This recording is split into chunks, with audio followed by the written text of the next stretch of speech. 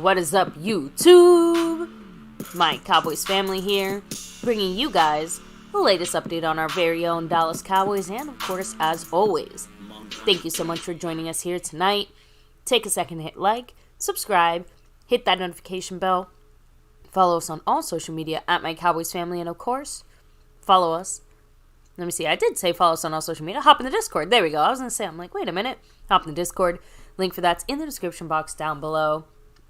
As we get rolling here tonight, guys, of course, we have some people to shout out, some names to give the love and the appreciation to. And of course, just trying to continuously move forward. Although today, I have to admit, it was a little extra bitter after watching a little bit of football on our screens. Yeah, I mean, it's playoff football going on right now. Mm-hmm. But not for our Cowboys. I almost said an F word there. Not for our Cowboys, and that hurts when you see the Packers playing today and putting up a good game against the Niners, something we couldn't do with either team this year. Sad. Either way, we're discussing our Cowboys going forward. What could have been. Yeah, I'll tell you what it could have been, baby. We would have been knocked out by the Niners, the Lions, the Bucks. We just weren't ready. And that's from the top, from Jerry to Mike McCarthy to the players down to the water boy. That's the way it's going to be. That's the way it's been this year. That's the way it's probably going to go next year. But, hey, new year, new chances, I guess. You never know. Either way, much love to everybody in the house. Hit the like, subscribe, and notification bell. And like you said, we got some people to shout out, like the guy, the man, who's repping two parts of this board, two of the best top boards that we have here, the sponsor of the week and the Cash App King, Snug X. You know why he's here. Thank you so much, Snug. Appreciate you. Yes. And of course, speaking of representation, you see MyCowboysFamily. He's got 95 points on that stream, boss. Yes, much love to Big Mark. I'm going to shout him out a little bit as well. We got the gifting champion, Skeptical fan, always staying skeptical. Much love to him. He dropped 7 on it last week. Ooh. So appreciate him. And we got some, people to shout out here when it comes to leaders for the board this week. Mark, of course, 95 points, but that's not the only place he's leading. He's got the overall lead currently here on the the sponsor board here, coming for that sponsor of the week, trying to take that, I guess you could say, back. I don't know, but we'll see what happens. He is, currently in first place on the overall board. As you can see him right there, flying across the screen there. And baby, we just had a pre-stream drop by JD from DC. Ooh, that's right. You guys saw it here in the chat. He gifted 5 memberships to the family here. Yeah. Congrats to Stephen White, SnugX, Marco Seppian, Spock Can You Save Me, and JumpTube. Hey. The 5 lucky winners there. Some ballers in there, by the way. So much of course, love. drop them if you got them. Yeah, much love to JD from DC representing. We also had a... he's currently in the lead right now with 5 memberships gifted on the gifting board, trying to take that skeptical fan spot. And then, if you look at the leaderboard, when it comes to the Cash App side, yes, there was nobody in the Cash App until now.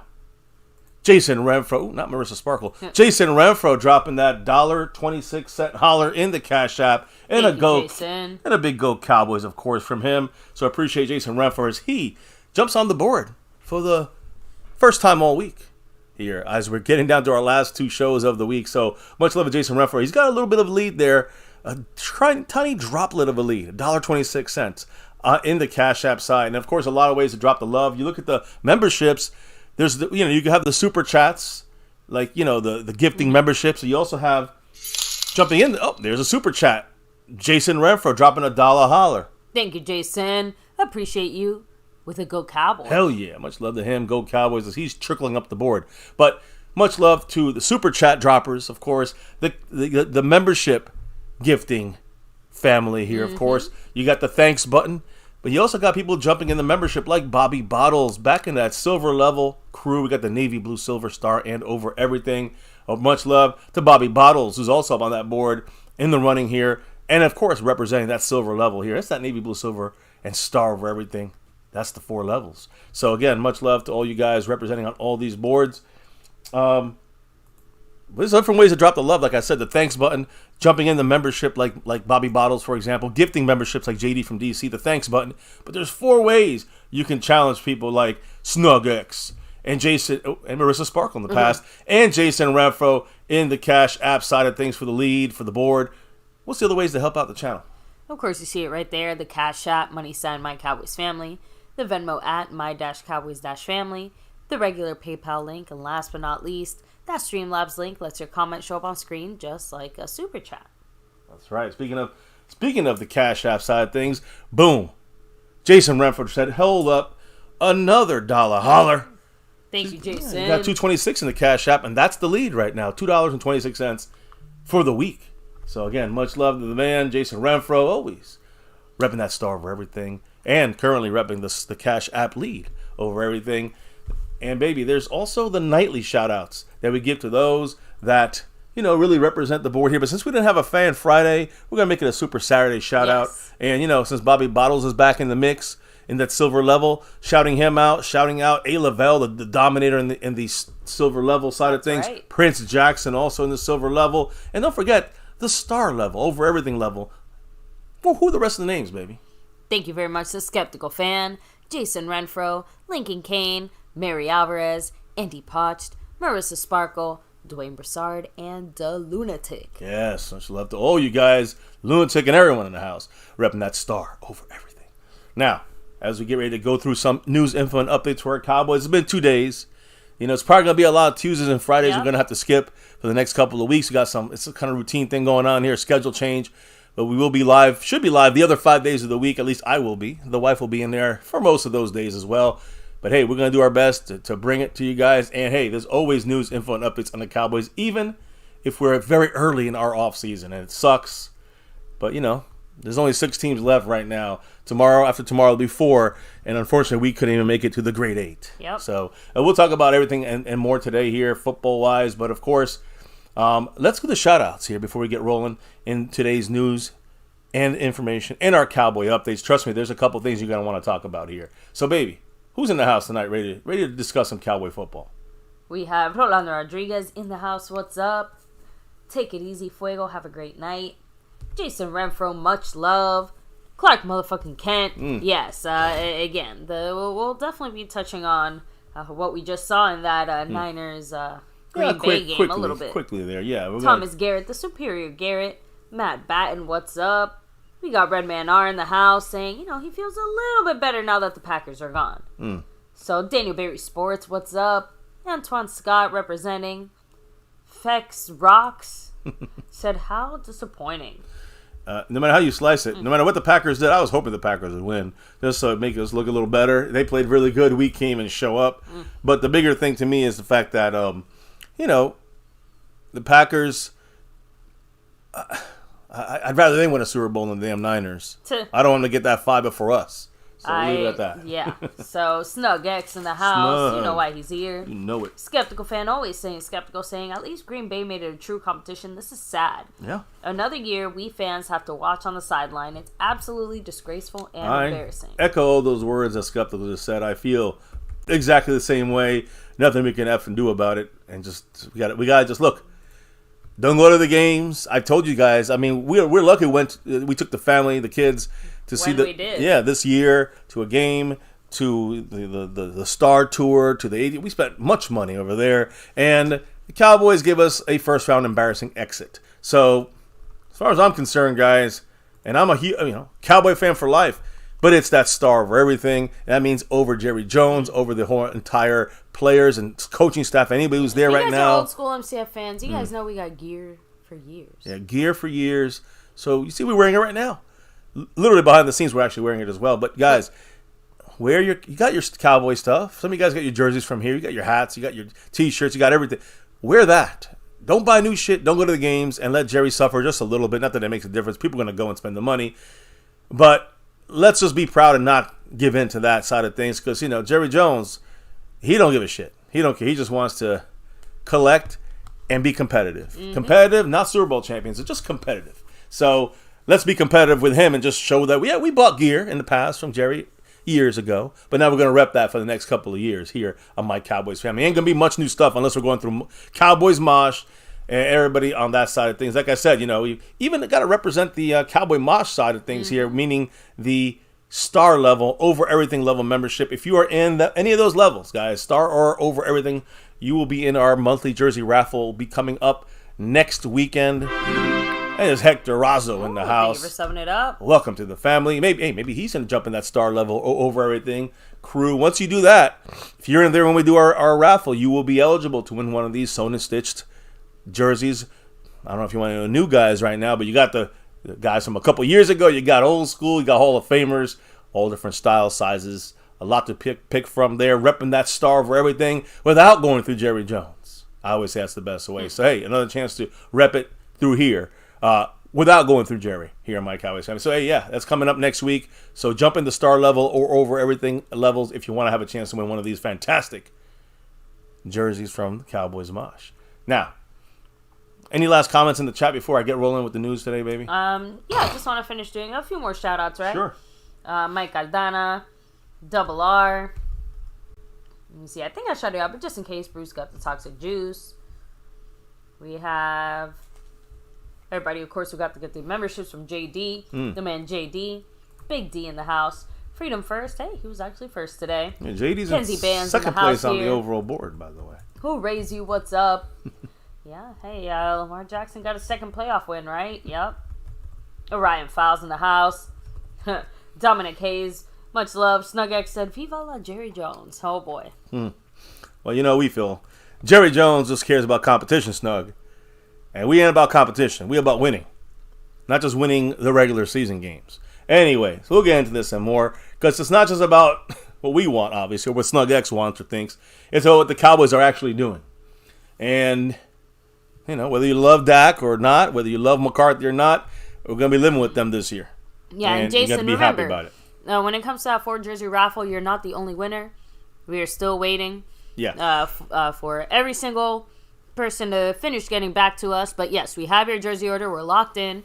We'll reach out to Mosh as soon as we are ready to go. We already reached out. We already reached out to Mosh, but we have 3 out of the 4 people. We need Stephanie Willis to get going with it, or else we're going to have to re-raffle that jersey. Man, I'm just going to be honest here, Stephanie. So, again, we got 3 out of the 4 already in. We might even get the head start on that later tonight or tomorrow when it comes to getting those orders shipped out. But it's still going to be a couple of weeks.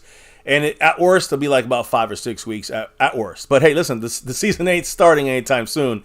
You guys will definitely be getting your jerseys, though. You know that. So, don't worry. We got you guys. We got you. Now, let's just get into this. I'm not wasting time tonight. We're going to go through this quick because I think every night we're going to have a Cowboys quickie here in MCF, the way things sometimes go when it comes to the Cowboy news, info, and updates in the offseason. And we're not going to bullshit you guys a lot of, extra information that's useless crap. We want to hear from you guys.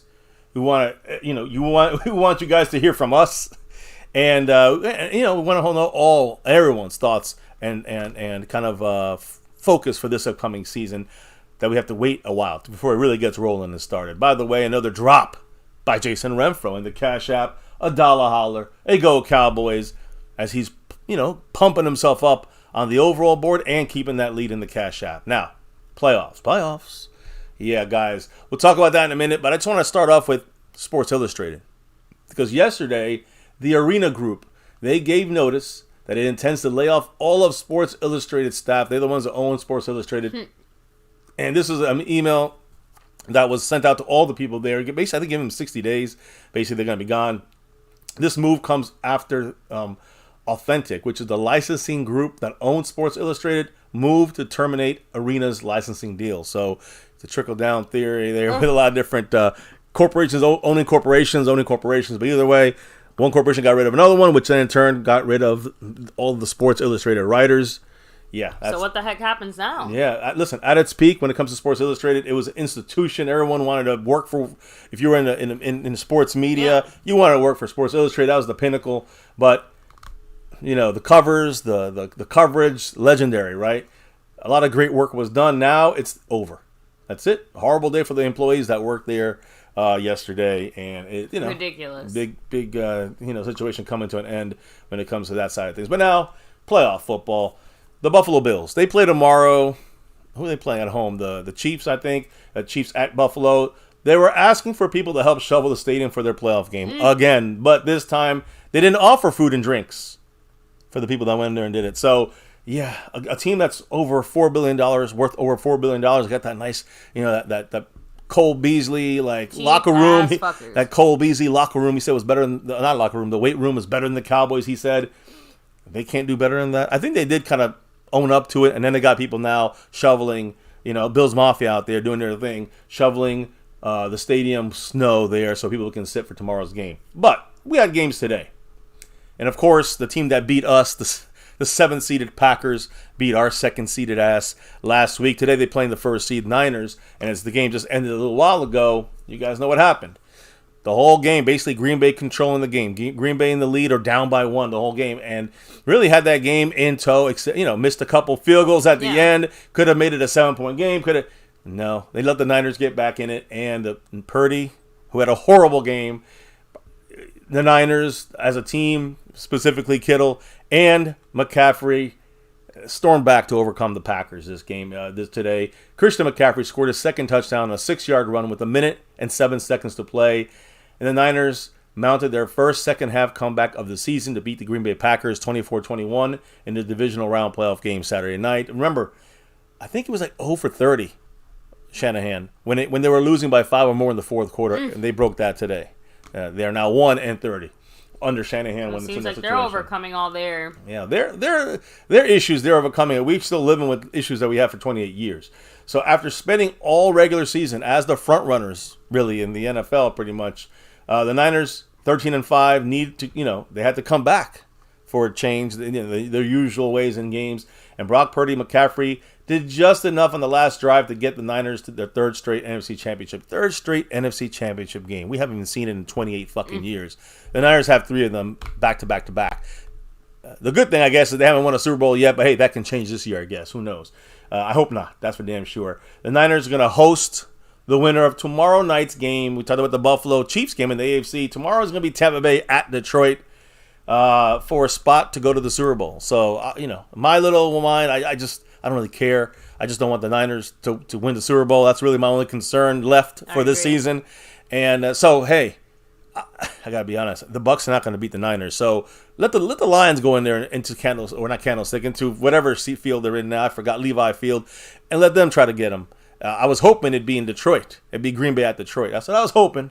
But, of course, everything we hope for here seems to fail if you're a Cowboy fan. So either way, Tampa plays Detroit tomorrow night. And then the winner of that goes to San Francisco for a spot to play for a spot in the Super Bowl. Purdy went 6 for 7, 47 yards on that last drive, converting a huge third down play to Brandon Ayuk, and then a 17-yarder to Chris Conley to set up the final McCaffrey touchdown there. So there you go, Niners into the NFC Championship game, something we haven't seen in 28 years. The Ravens and Eastside Harold's Houston Texans had a playoff battle today as well. Lamar Jackson, though, was unstoppable. They were up 10-7, the Houston Texans. But then Lamar Jackson came back, threw 2 touchdown passes, and ran for 2 touchdowns. The Ravens pulled away in the second half for a 34-10 victory over the Houston Texans. Again, it was 10-7, Houston. And then it was the rest of the points were scored by the Ravens there. And they're also now, of course, going to the AFC Championship game, the 1st seed. So they're the home team next week, against either the winner of the Kansas City at Buffalo game tomorrow afternoon. So 15-yard scoring run by Lamar Jackson put Baltimore ahead for good. C.J. Stroud, always going to give him credit, guys. A solid, composed first half for Houston. The Texans, now 11-8, of course, their season's over. They could not turn enough promising drives into points against a very impressive and aggressive Ravens defense. Now Baltimore, again, like I said, are going to host the AFC title game for the first time since January 1971. You guys know what that year signifies? Not the year, but what happened in the NFL. That's when the Colts beat the Oakland Raiders in that home and AFC Championship game to go to Super Bowl V. And, of course, they played the Cowboys in Super Bowl V. The Baltimore Colts, that was them back then. And beat the Cowboys in Super Bowl V to win their first Super Bowl championship there. So the Ravens are going to play in that semifinal round for the 5th time since they arrived in Baltimore, and they're going to take on the winner, of course, like I said, of the Buffalo-KC game. I do want to say something about us in this situation. Can you believe this? I don't know if you guys understand. Some of you young guys might not understand this, but the last time the Cowboys even reached the NFC Conference Championship game, the Baltimore Ravens did not even exist. It was the Colts. There was no Ravens around. It was the Browns. There were no Baltimore teams around then at that time. So, it sucks. Right? The Cowboys failed to get back. In the time the Cowboys have failed to get back to the AFC Conference Championship. The Ravens have now made it to the Conference Championship 5 times and won 2 of them, with Super Bowl wins to follow. Of course, remember their games that they won in the Conference Championship game in the AFC were on the road. So this is their first home opportunity since 1971, and we're not even gonna see it. So there you go, guys. That's the football news. I don't know how you guys feel about the games today. I don't mind hearing a couple comments about the games, but we're out of it, so I don't really care. As long as the Niners lose. We should have traded Dak for Lamar. Again, I know he's making a kind of a joke there, but we can't trade Dak. He's no trade clause unless he wants to be traded. But hey, you never know, because some of the family members might be getting upset and maybe say, "Hey, Dak should get out of here." We'll talk about that in a little bit, but Dak ain't going anywhere, you guys. Dak has a no trade clause. Out there, what battle? It was a beatdown by Baltimore on Houston. Oh yeah, first half it was a battle for sure. Second half they pulled away. Mike Aldana, what's up? And Braxton, we're gonna be touching on that here shortly. Trust me. Let me see here. Redman are saying the Lions versus Bills would be interesting. It'd be a first for whoever wins that Super Bowl.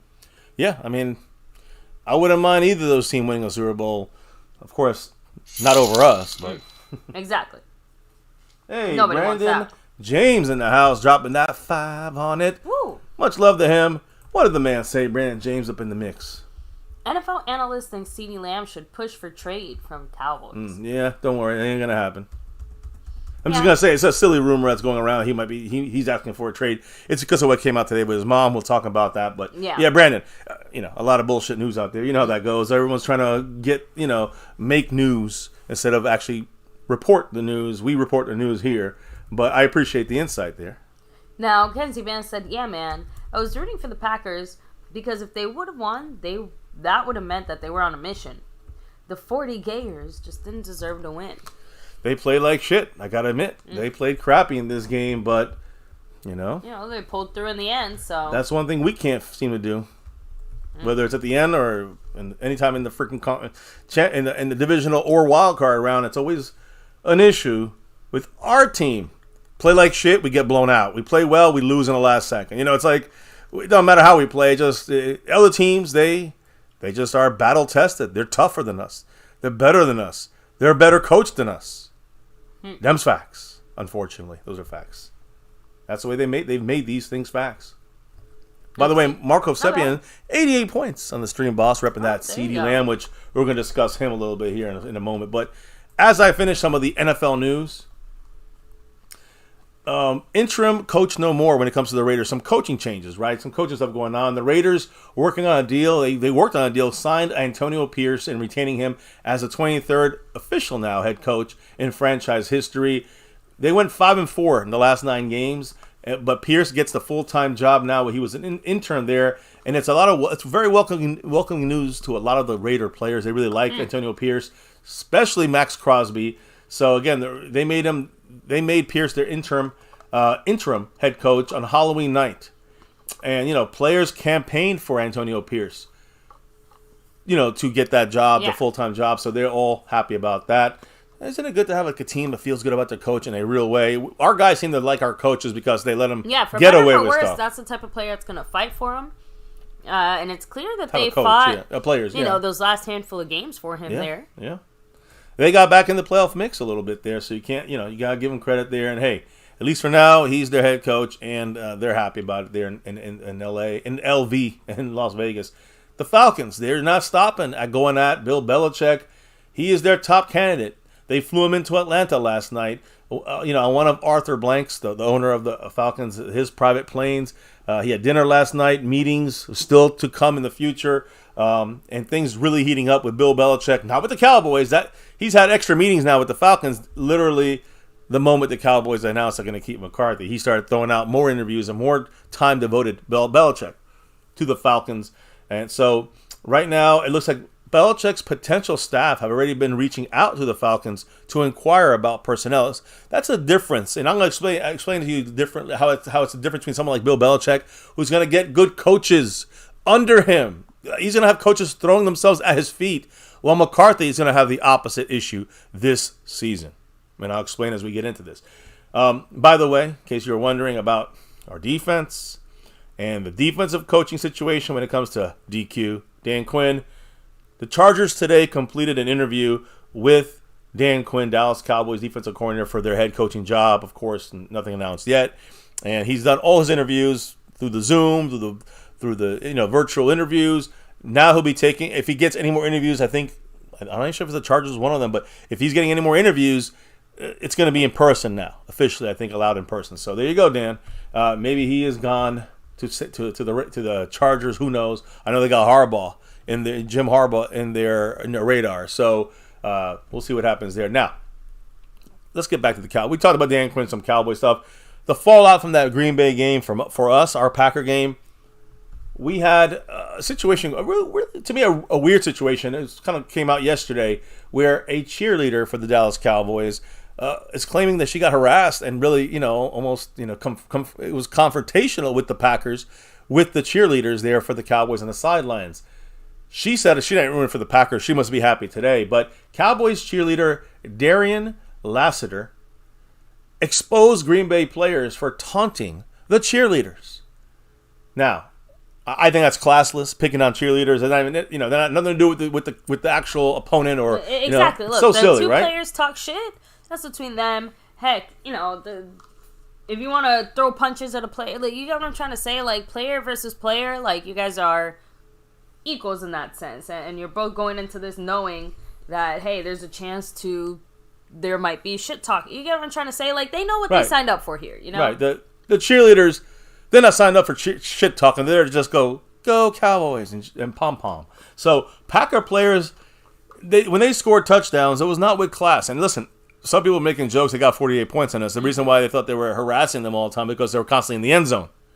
I guess that's a point there. But Packer players, when they scored, on a couple of their 7 touchdowns and their slaughter of our Cowboys, this cheerleader alleged on TikTok, this was on Wednesday, she posted this on TikTok, she said, quote, "I have never experienced such disrespect from other teams' players to the cheerleaders in my 5 years as an NFL cheerleader." And, she said sometimes they were as close to, like right inches away from their faces, from the cheerleader faces after the Packers scored. They ran to the cheerleaders and started to shit-talking them.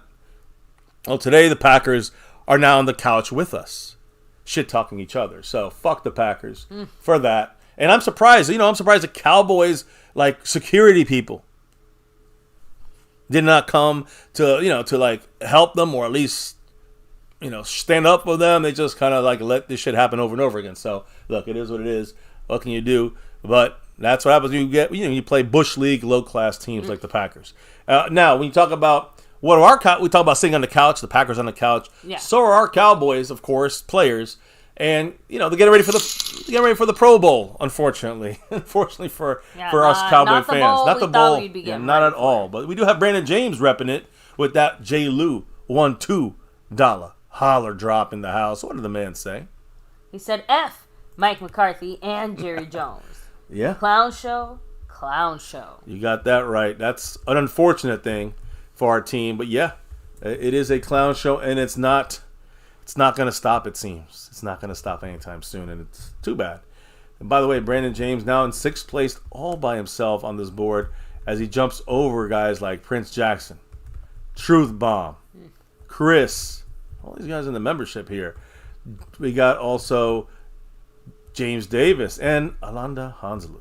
Well, he just made a jump over all of them right behind Bobby Bottles there. So much love, Brandon James. And also Marco Seppian down to that Schoonmaker, 86 points in the stream boss. So, yeah, fuck Jerry Jones. And fuck McCarthy. And in a way, he helped us a little bit, but it's too many issues with him. You know what I mean? It's still fresh. Too fresh. Obviously, we're probably not going to be saying it with this type of energy in June, July. Yeah, I agree. Back to you now. But they ain't going to get my confidence until they get to the conference championship. And that means with McCarthy and this team and Dak and everybody, if you can't get to the conference championship, just get out of my fucking team. That's the way I'm looking at this shit.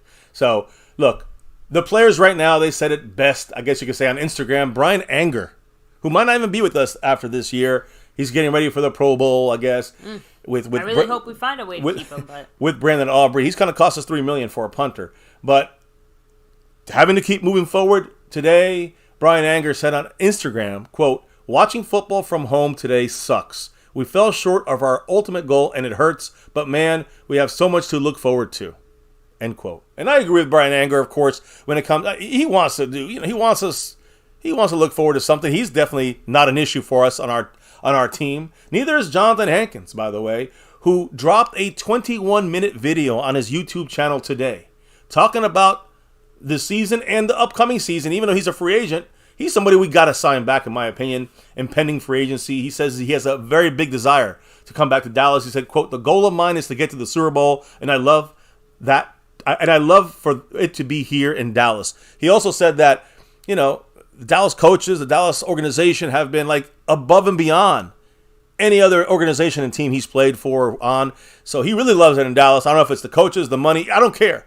He's a guy we need to keep here. He's one of the few guys that actually makes a difference. Even though this last game he played, we couldn't stop the run against Aaron Jones. But that had to do more with our linebackers and our Dan Quinn coordinator, defensive coach, who had the linebackers running around with chickens without heads, trying to stop the run. They didn't know where the fuck they were going. So that's a coaching issue more than anything. But Jonathan Hankins, he does his job. Mozzie Smith gets pushed back 10 yards. So we're in trouble on there if we don't keep Hankins. Big Hank wants back in Big D. And I say pay him. A whole $1.5 million ain't going to crack your ass, Jerry Jones. So pay Big Hank what he deserves. Big D. Speaking of Big D in the house with the big TP. At least for a couple other weeks or something here. Tony Pollard, holler. What did Big D have to say, baby, with that $20 drop? Go Cowboys. Hell yeah. Thank you, Big D. Always appreciate you coming through here. Yes. Saying hello and hi. Much love. And I'm going to update the board right now. But what do you think about Anger's comments? When it comes to the Pro Bowl situation, what about Hankins' comments and thoughts about staying in Dallas? I mean, again, it's nice to hear that from Hankins, at least, just because, well, out of the handful of players that we would like to see stick around these parts, Hankins is definitely one of them, especially at a position that we already are not the greatest at, and we're expecting to probably look a little bit worse for wear, by the time that the draft kicks around. So the point is, yes, Hankins is a very welcome addition. Brian Anger, just like you, I feel really sad because you kind of already pointed it out. Probably his last year with us here in Dallas, all things considered. So I guess I hope he enjoys I don't say his probably. Pro Bowl experience. I just think that's going to be costly for us to keep him. $3 million we can save. Why, again, I am agreeing with your assessment there. For a punter, that is definitely way more than I think the Cowboys are comfortable spending. 2 out of 3. Especially considering we're going to have a lot of other big name contracts. Players that 2 out of 3 seasons that Anger's punted for us has made the Pro Bowl. Mm-hmm. So, that's another Pro Bowl that we're just going to kick to the side, I guess. So Monroe Goodet's asking, why did Muzzy end up losing so much weight? Yeah, it wasn't. He didn't choose to lose weight. No, but this was the coach. Look, I don't know if it was the coaches or if it was the front office, because what I heard is they're trying to make him a pass rusher. The whole point was to make him a run stopper. I guess the Joneses really don't like nose tackles. So, I don't know. Mozzie Smith, 330, now he's at 295. And that was on purpose. Not by him, but by the coaches. He's getting moved backwards. He's getting moved back 5-10 yards. He's not helping the run defense. He'll be a complete bust with us if this is the direction, the trajectory of Mozzie Smith. And that seems to me it's a Stephen Jones, Jerry Jones front office kind of want and desire to move him over as a pass rusher. 3-tech, more than a 1-tech nose tackle. I don't understand it. And I just think that we just wasted a pick if that's the direction we're going with Mozzie. If we're not going to make him a nose tackle or that 1-tech kind of interior guy, that's going to be a problem for us. It's going to be a problem for him, at least. Barbara Keith said, is it true that Zeke was asked to play with Dallas for the Green Bay game? That is not true. He was actually a guest in Dak Prescott's box. So, yeah. He was a personal guest of Dak Prescott during that night. Yeah, I don't think there was anybody asking for Zeke to play in Dallas that game here against Green Bay, power running. It really wouldn't have made a difference, let's be honest. But yeah, no, there was no official word or confirmation that he ever was asked to play with Dallas. But like you said, baby, he was at the playoff game that we lost. He got to see us get our asses kicked against the Packers last week. So per Dak Prescott's press box or whatever, not press box, but his box to watch the games, I guess. I don't know. Either way, we're not going to talk about the draft too much. I know other places are starting to talk about the draft already, but the draft is so far away. I'm not even thinking about it yet. But I will bring up a couple. I'll probably bring up like a draft comment a day. I used to do that last year a little bit. Whenever we're live, I'll put one draft comment a day if there's anything. So when you look at the guys that are going to be free agents, Dorrance Armstrong, Dante Fowler, they're both free agents. DeMarcus Lawrence, with his age situation, again, he's 32 years old next year. He's also, if we cut him, we save $10 million off the cap. Yeah, that's nothing to sneeze at. When you're looking at all these three guys who are right now either starters or rotational players on our defensive edges, you got, of course, Micah, Sam Williams, a couple other guys in there, but these other three guys, they might be gone by this.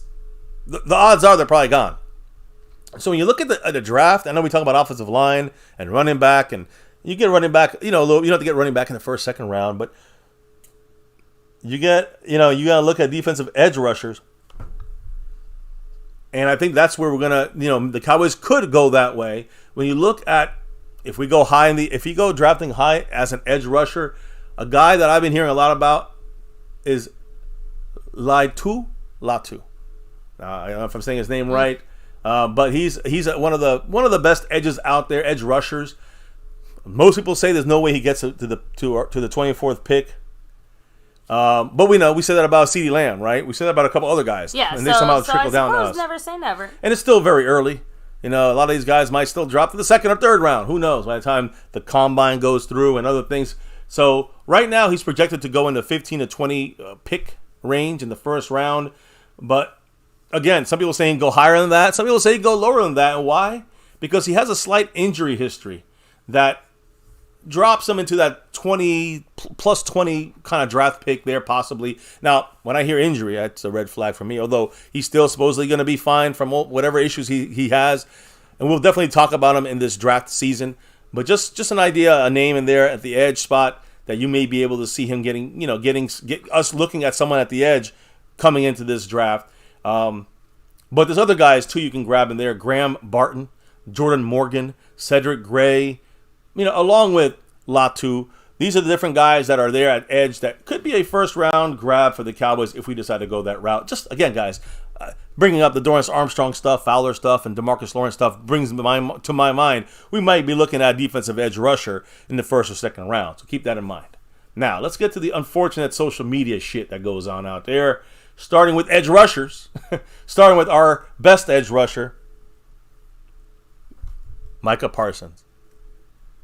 Micah Parsons, guys, first and foremost, good old Skip Bayless talking his shit. Skip Bayless, as always, right? He said, quote, "Can't wait for Micah's podcast.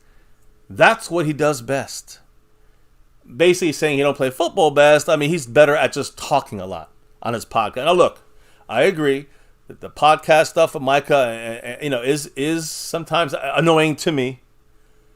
Micah Parsons said, hold on, he's responded to Skip Bayless, said, quote, "You just a hating ass motherfucker who's mad I ain't want to do your show."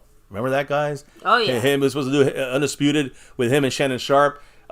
Micah jumped out of that immediately, and, Skip is probably holding on to that grudge still, right? But Micah said, "You're just a hating ass motherfucker who's mad I ain't want to do your show. Where was all of this when you were on my nuts wanting me to come on your show every Tuesday? You lame as fuck, Skip. Real shit.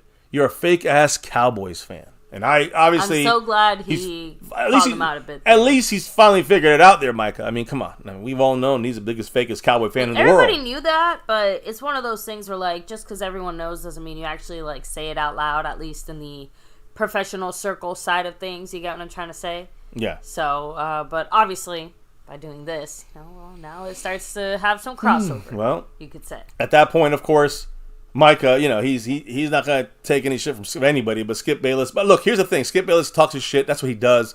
Micah Parsons kind of retaliated a little bit in the Twitter or social media world.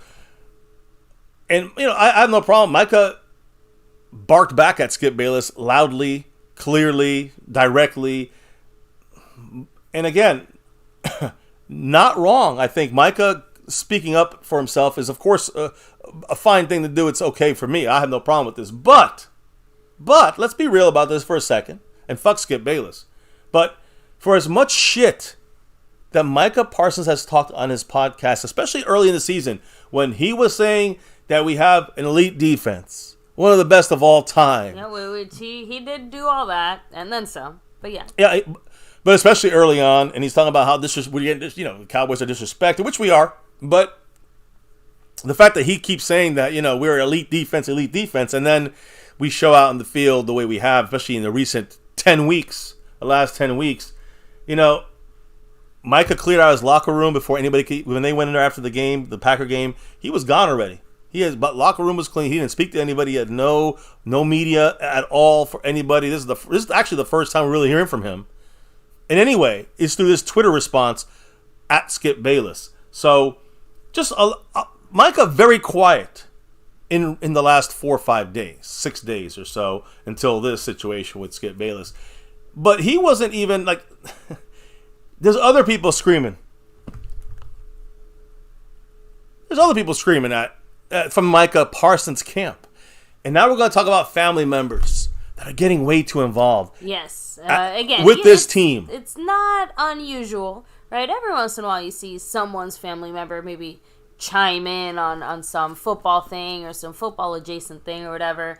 But I have to admit, I don't think I've ever seen this many Cowboy football families, get involved and share their thoughts in this way. So when we start off with these family members, let's start with Micah Parsons' family member, because a lot of talk is out there being put out there, like we've said, that there's a lot of talk about how we're going to pay Micah Parsons. And his, in the next year or two, this year coming up, are we going to pay him as a linebacker? Are we going to pay him as an edge rusher? Yeah. If he gets tagged, what will he be tagged under? Edge rusher or linebacker? We know at linebacker, you're going to get $10 million less, at least, at linebacker compared to edge rusher. Micah wants the edge rusher money, right? So, he should. That along with other shit. Like, remember Amari Cooper? Of course. How we didn't get many passes thrown his way towards that last season. All of a sudden, he's cut and gone and going to Cleveland for a 5th-round pick. Political football, right? We've talked about this shit in the past, how, Cowboys are trying to shy away from guys. Decisions start affecting more than just the front office and start affecting who is out there on the football field or how long someone's out there on the football field and that type of thing. When it comes to upcoming contracts. Des Bryant made a big deal about, and I'll give you an example, on the pivot, and I talked about this last week or a couple days ago. He said that in that Jacksonville game in London, back 10 years ago, whatever it was. Can't believe it's been that long, but yeah. He was complaining about the fact that he wasn't getting any passes thrown to him in that game, and that was after that year was his contract was up, so he wanted a new contract, and he feels that Jason Garrett through the Jerry Jones, again guys, through Jerry Jones's words here, but he was blaming Jason Garrett and the organization. Basically saying that was deliberate. That they are not throwing the ball, not getting him into the game plan. We saw what happened with Amari Cooper in that last year. Very strange. He only got an average of 3 targets a game.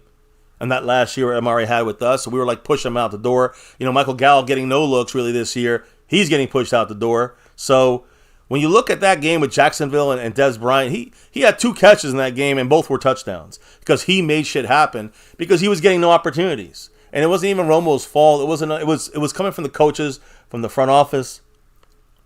And he felt it was political. And we know there's some politics. You can talk about Cole Beasley and other guys out there. But we've seen it in other instances. So you can't say it's out of the 100% question. Baseless. We just don't think that that's the case in this scenario. Well, necessarily. Speak for yourself. Okay. I'm just saying that I would put nothing past Jerry Jones when it comes to trying to save a couple $1 million by disrespecting one of our players. And our best player really on that field is Micah Parsons. So I agree, but first of all, yes, I know technically his designation is still linebacker or whatever you want to call it, but I mean, he's been playing on the D-line pretty much this entire time. I can't see the Cowboys basically fragmenting that type of upcoming negotiation by, let's say, tagging him as a linebacker as opposed to tagging him as a defensive, edge rusher. And that's going to come down probably to the NFL Players Association. They're going to probably fight for him to get tagged as an edge. The NFL is going to have some requirements. They're going to say, well, he's going to be a linebacker.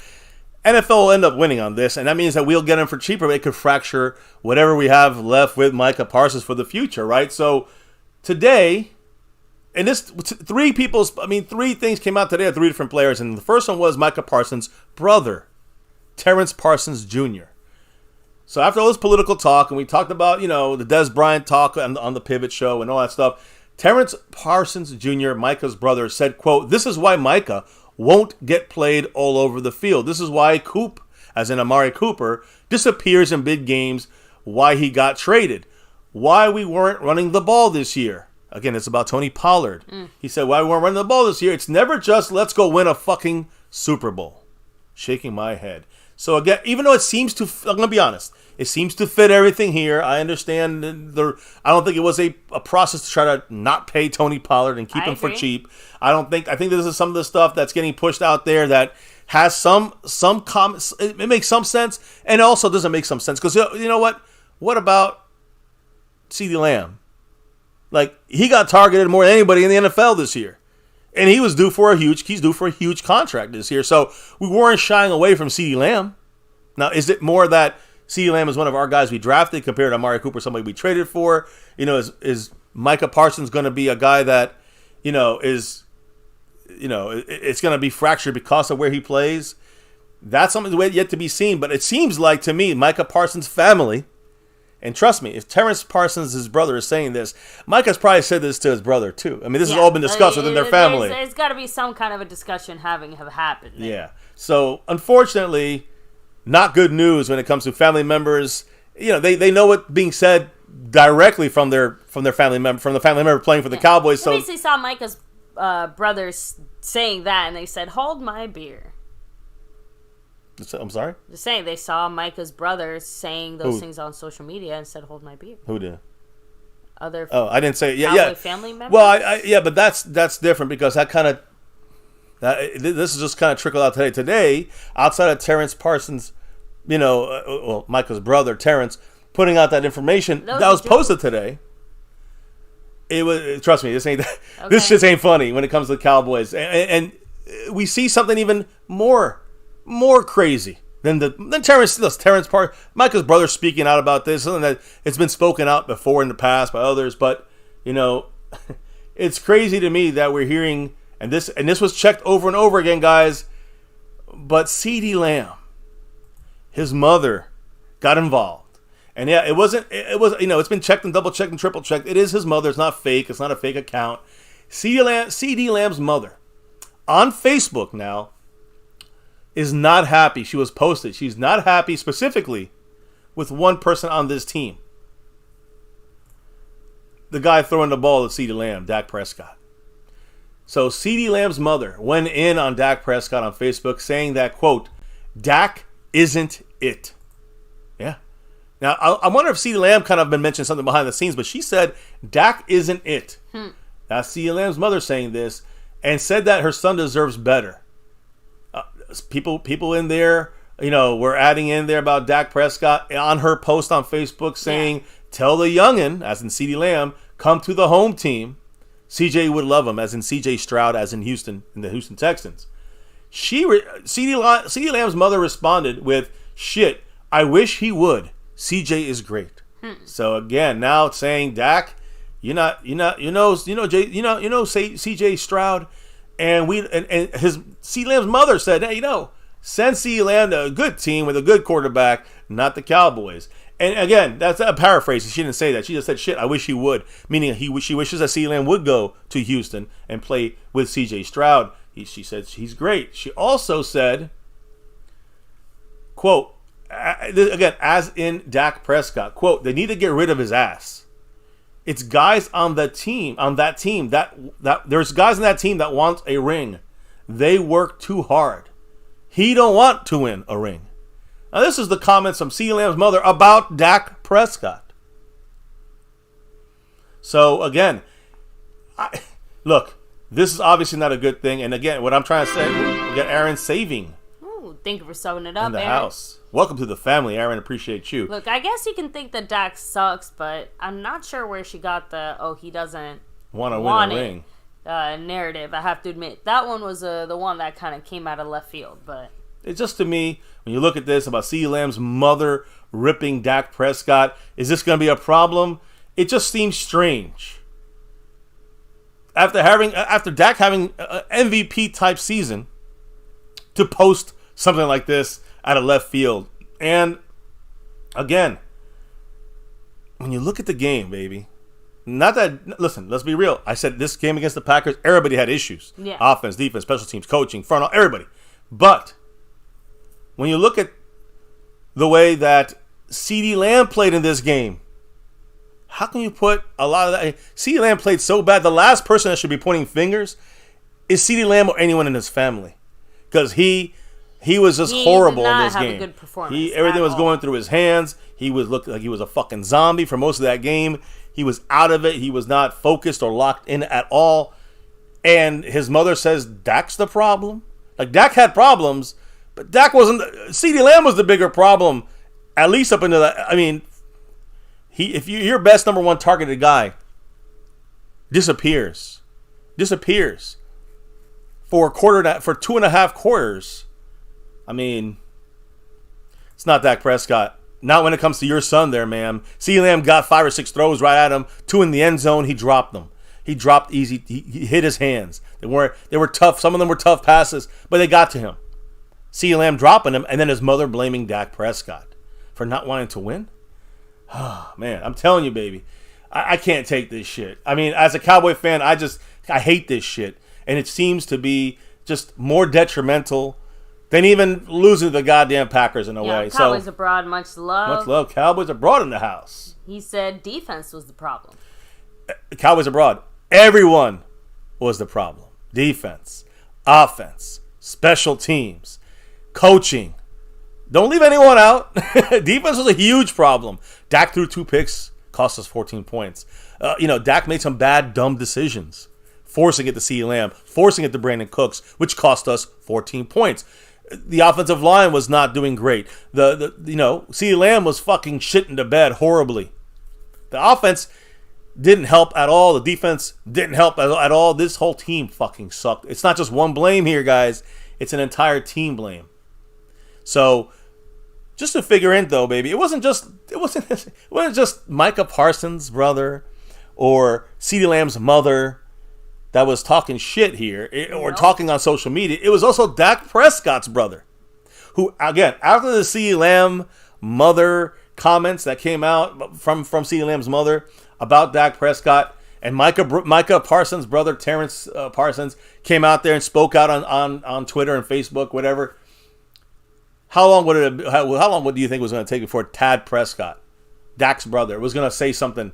It wasn't going to be far behind, is the point. Tad Prescott said this, and I'm going to be honest, I think a lot of it comes from being pissed off at CeeDee Lamb's mother, and probably a lot of DMs that Cowboy fans were throwing at Dak because of the CeeDee Lamb mom comments and other comments. Of course, a lot of people hating on Dak just to hate on Dak, but even though he has to take part of the blame here.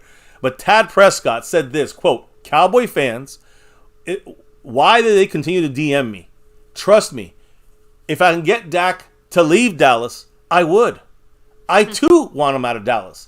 The city and the organization have been great to him and our family.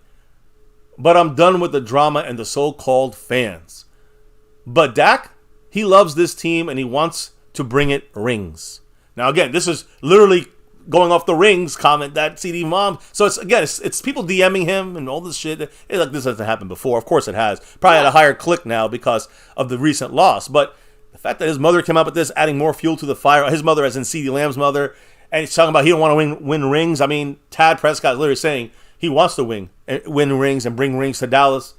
And then he followed it up like about 15 minutes later with another comment to kind of just put everything in context of what he meant. He said, quote, "Those who really follow or know me know I have never spoken badly about the Dallas Cowboy organization as an organization or as a team, and I've never spoken badly about a player on the team or the city of Dallas, but it's the so-called fans I have an issue with." And again, I understand what Tad's saying about the fans that just blame Dak for everything. Now, does Dak deserve some blame? Fuck yeah. Sorry, Cowboys abroad. I'm not going to put it all on defense. But that's what I'm trying to say. Dak does get some blame. What's up, Daddy Kitty? Daddy Kitty, double time there. Welcome to thank you for summing it up. Welcome to the family. But when it comes to Dak Prescott, he is some of the blame. But we know, baby, we all know here on My Cowboys Family how much blame this man always takes. He takes the blame for the entire team. And you can say, oh, he's the quarterback for America's team. He deserves to take all the blame. Well, it's got to be fair, right? He had an MVP-type season, and people want him the fuck out of here. Like, this is stupidity. And, I mean, I just know this from the thousands of comments that I get on my videos, of my shorts that I post and all this stuff. I get a lot. Today I must have had 1,000 comments. About 700 of those comments are, fuck Dak, get him out of here. Like, so you can imagine what the Dak family is getting now. Is that right for Tad to put it all out there? That's all he fucking does, this guy. And again, for better or for worse, that's the way he's rolling. We have social media now, and that's what happens a lot. But we got Micah Parsons' brother, Dak Prescott's brother, and CeeDee Lamb's mother, family members, all talking shit about each other, about the team, about the fucking fans, about...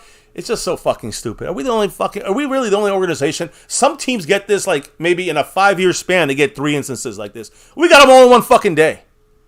All of them in one fucking day. So, I don't know what to say, guys. I want to know. I don't know what to say. I'm speechless about this dumb shit. What do you think about this, baby? I mean, like I said, it feels like a weird little copycat situation, even though obviously it wasn't necessarily.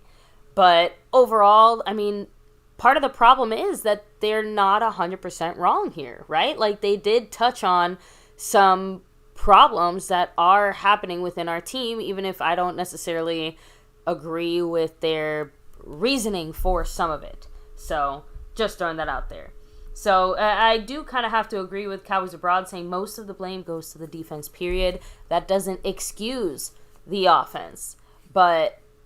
I mean, the CD one is the one that kind of confuses me the most just because of the point that you brought up. Like, it's one thing if you at least played okay, right? But, I mean, CeeDee Lamb himself just had a horrendous fucking game even before the offense started sucking. You know what I mean? The offense sucked. Like, you get what I'm trying to say? Like, he came out there looking rough, and it basically never really got better from there. Listen, Cowboys Abroad, me and you talking here. Dan Quinn and the defensive scheme we used was atrocious. Horrible timing for Dan Quinn to change shit up. There was confusion in coverage. There was confusion with the linebackers. It was a horrible team defensive situation. Whether it was the players or Dan Quinn, it was both. And that helped nothing on the offensive side of things, of course. So I 100% agree that the defense was horrific. And I've been blaming this defense the whole year about a lot of letdowns throughout the season after the first couple of weeks. It was just consistently inconsistent. And I don't know how we got to that point. But Dan Quinn, every year, we looked at this a couple days ago, every year, the trajectory is getting worse and worse for Quinn. And, you know, so the defense has a major, major part to blame in this. A lot of this is on Dan Quinn. But listen, I'm not talking about just one game either. Because this offense... sputtering against good defenses, against good schemes, and Dak Prescott suffering. CeeDee Lamb, you know, Dak playing not great. He didn't have a good game, but it was also CeeDee Lamb was not even in the fucking game for almost 3 quarters, it felt like. So, a lot of issues on this team. Defense, fixing the, you know what, Cowboys Abroad, fixing the defense or trying to fix it is still going to leave us with huge issues on offense. We're still going to be inconsistent on offense. I'm sorry. And I'm sorry to everybody in the house who disagrees with me. But this is a team failure. It's not just... I've been blaming the defense most of the season. The offense in the first 6 games, I was blaming them mostly. Then the rest of the season, I've been blaming the defense. But I realize now, it's a fucking team failure. Offense, defense, even special teams. Even Brandon Aubrey missing an extra point. Even Sam Williams running into the fucking punter. Stupidly, again, another dumb mistake on special teams. Just dumb shit. Undisciplined shit. This is coaching, this is offense, and this is defense. This is everything. So let's just stop. I don't want to blame any side more than the other. They're all to blame equally. They all eat the shit cake, and that's That. As far as I'm concerned. The guy who's again, tell me if there's any other comments, baby, because I'm ready to move on here. I'm so upset with this family bitching about shit. These family members bitching about shit all the time is just bullshit, and I'm sick of it. Dak, shut your fucking brother up. Micah, shut your fucking brother up. CeeDee Lamb, shut your fucking mother up. Go out there and catch the ball. Dak, throw it right. Micah, get a sack. Make a tackle. Do something because you disappeared. And then he disappeared right after the game. All these motherfuckers fucked up. Offense, defense, Dak, CeeDee Lamb, Micah, they all fucked up. Now, stop bitching about it with your family members and they bitch on social media. Stop being bitches. I have never seen a situation where a family member bitching on social media somehow made things better for the player. Just throwing that out there. Yeah, it only is going to be bad. It's going to create issues now between Dak and CeeDee Lamb. I mean, it just gets... You guys know. I mean, I think most of the chat is saying facts, truth. Mm-hmm. I mean, I'm not trying to be truthful or factual. I'm just speaking my mind. Asmodeus said, but still, MCW, if the family members don't have anything good to say, then they should keep their mouths shut and learn what it means to stay on code. Thank you. 100%, 100 million fucking percent right there. Case closed. That should be every fucking family member's fucking MO. That's it. Every family member, shut the fuck up. Stay out of this shit. All right? Fans talking shit, deal with it. You guys are going to get millions of dollars, and you got to take shit when you're a Cowboy. That's the way it is. You play like shit, you got to take more shit. CeeDee Lamb, you dropped a shitload of passes. Take your shit, take your medicine, and deal with it. And a lot of these fans, baby, I don't know how to say this. I get so pissed. Again, a lot of these comments are, these games are rigged. There's no way. CeeDee Lamb got paid off to drop that. Shut the fuck up, you fucking retards. There is no rigging. This is what, you know what people say when they say it's rigged or fake elections or fake this or fake that? You know why they say that? Because they know they lost. Because they can't take a fucking L. They're a bunch of bitches.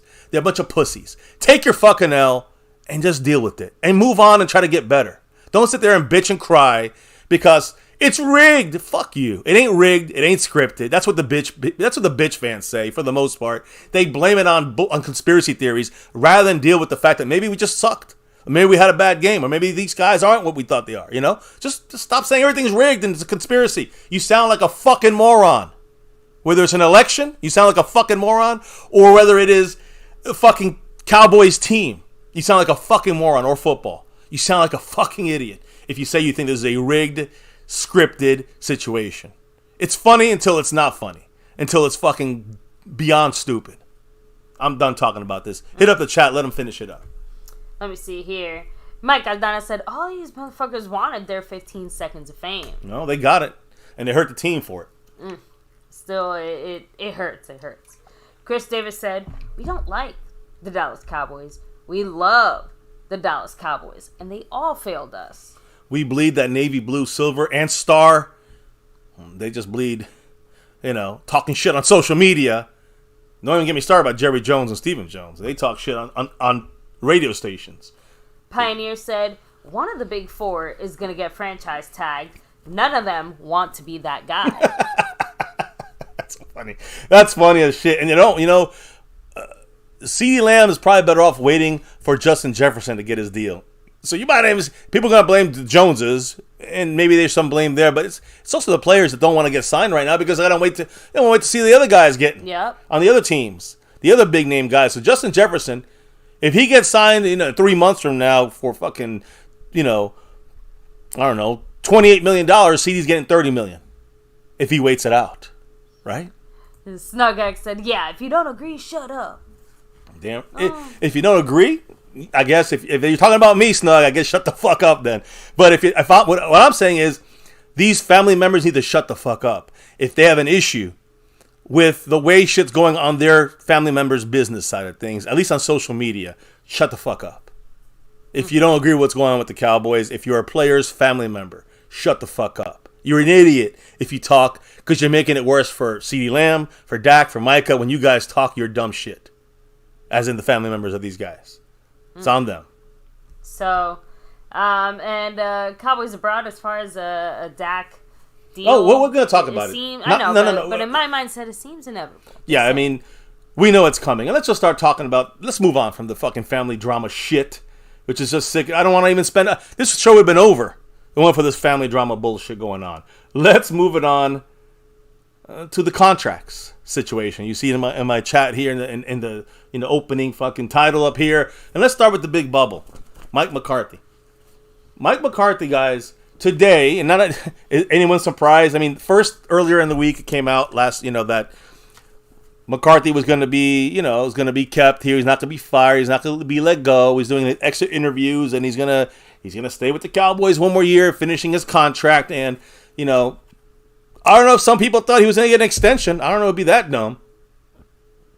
But according to Ian Rappaport, Adam Scheffler, breaking news, which, of course, it's not if you're a smart person and you follow us here or you follow anything on Cowboys, you know that Mike McCarthy is on his last year, and he's probably not going to stay here past that. So McCarthy today, according to all the national the media outlets out there, has made a big deal about the fact that McCarthy is not expected to receive any sort of extension to his contract from the Cowboys, but will coach the 2024 season on his expiring contract, which, I mean, yeah, no fucking duh. I mean, did anybody think we were going to say, okay, Mike McCarthy, you're going to stay here for another year, barely hanging on by the hairs in your chinny chin chin, and then we're going to give you a fucking extension?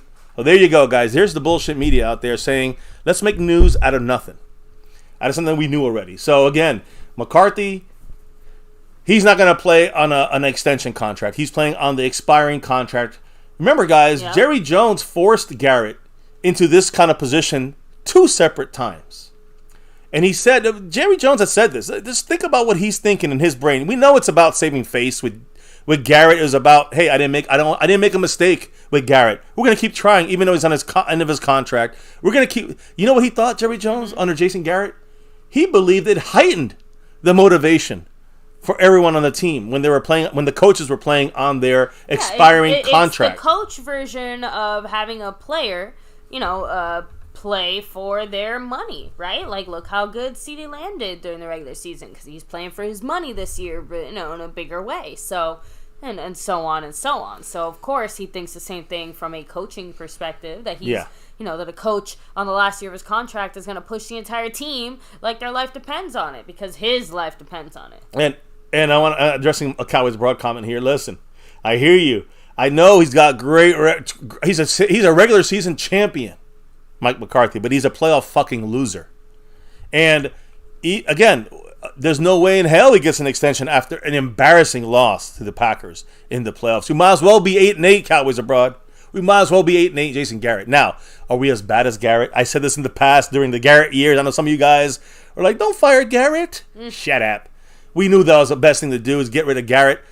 But it took fucking 8-10 years to get rid of Garrett. Like, he should have been gotten rid of after 4 or 5 years. Same thing for Mike McCarthy. 12-5 is great it's pretty, but it don't mean shit when you get knocked out of the playoffs and you look embarrassing. Now, has McCarthy helped this offense? Yes. Has McCarthy helped this Dak Prescott and this team? Yes. But has he gotten us over the hump that we've been waiting to get over for 28 years, and in the last 4 years, 3 of the 4 years, 12 wins, and still embarrassing losses in the wild card round, embarrassing loss, a poorly played game against the Niners 2 years in a row, and the Packers this year. I'm just saying, guys, for as many things that horrifying. We supposedly changed or tried to overcome or whatever, why is this still the same? Well, I'll tell you why. Simple. And it's not even on McCarthy. It's bigger than McCarthy. The reason this shit's not working and it hasn't worked and it won't work in the future is the clown show. That is the reason. McCarthy's just part of the clown show now, like Garrett was. The only thing is he has a little more ownership to this offense and this team, which is good. But then you see how the offense played, and you're like, do we really want all that ownership? I mean, look, the point is, the McCarthy situation, he does not deserve an extension. Will he get an extension? Well, that's what I'm going to go on to this here, guys. Because remember, with Garrett went 12-4 when he was on the expiring contract. 12-4. So, of course, he got a contract after that, right? Yeah. So, Garrett got a contract after that first time when he was on the verge of getting fired. And he got a 5-year contract because he went 12-4 in his last year. On the second time his expiring contract he was playing it on, Garrett went 8-8. and then was fired, of course, replaced by Mike McCarthy. So McCarthy, he may get an listen, here's the thing.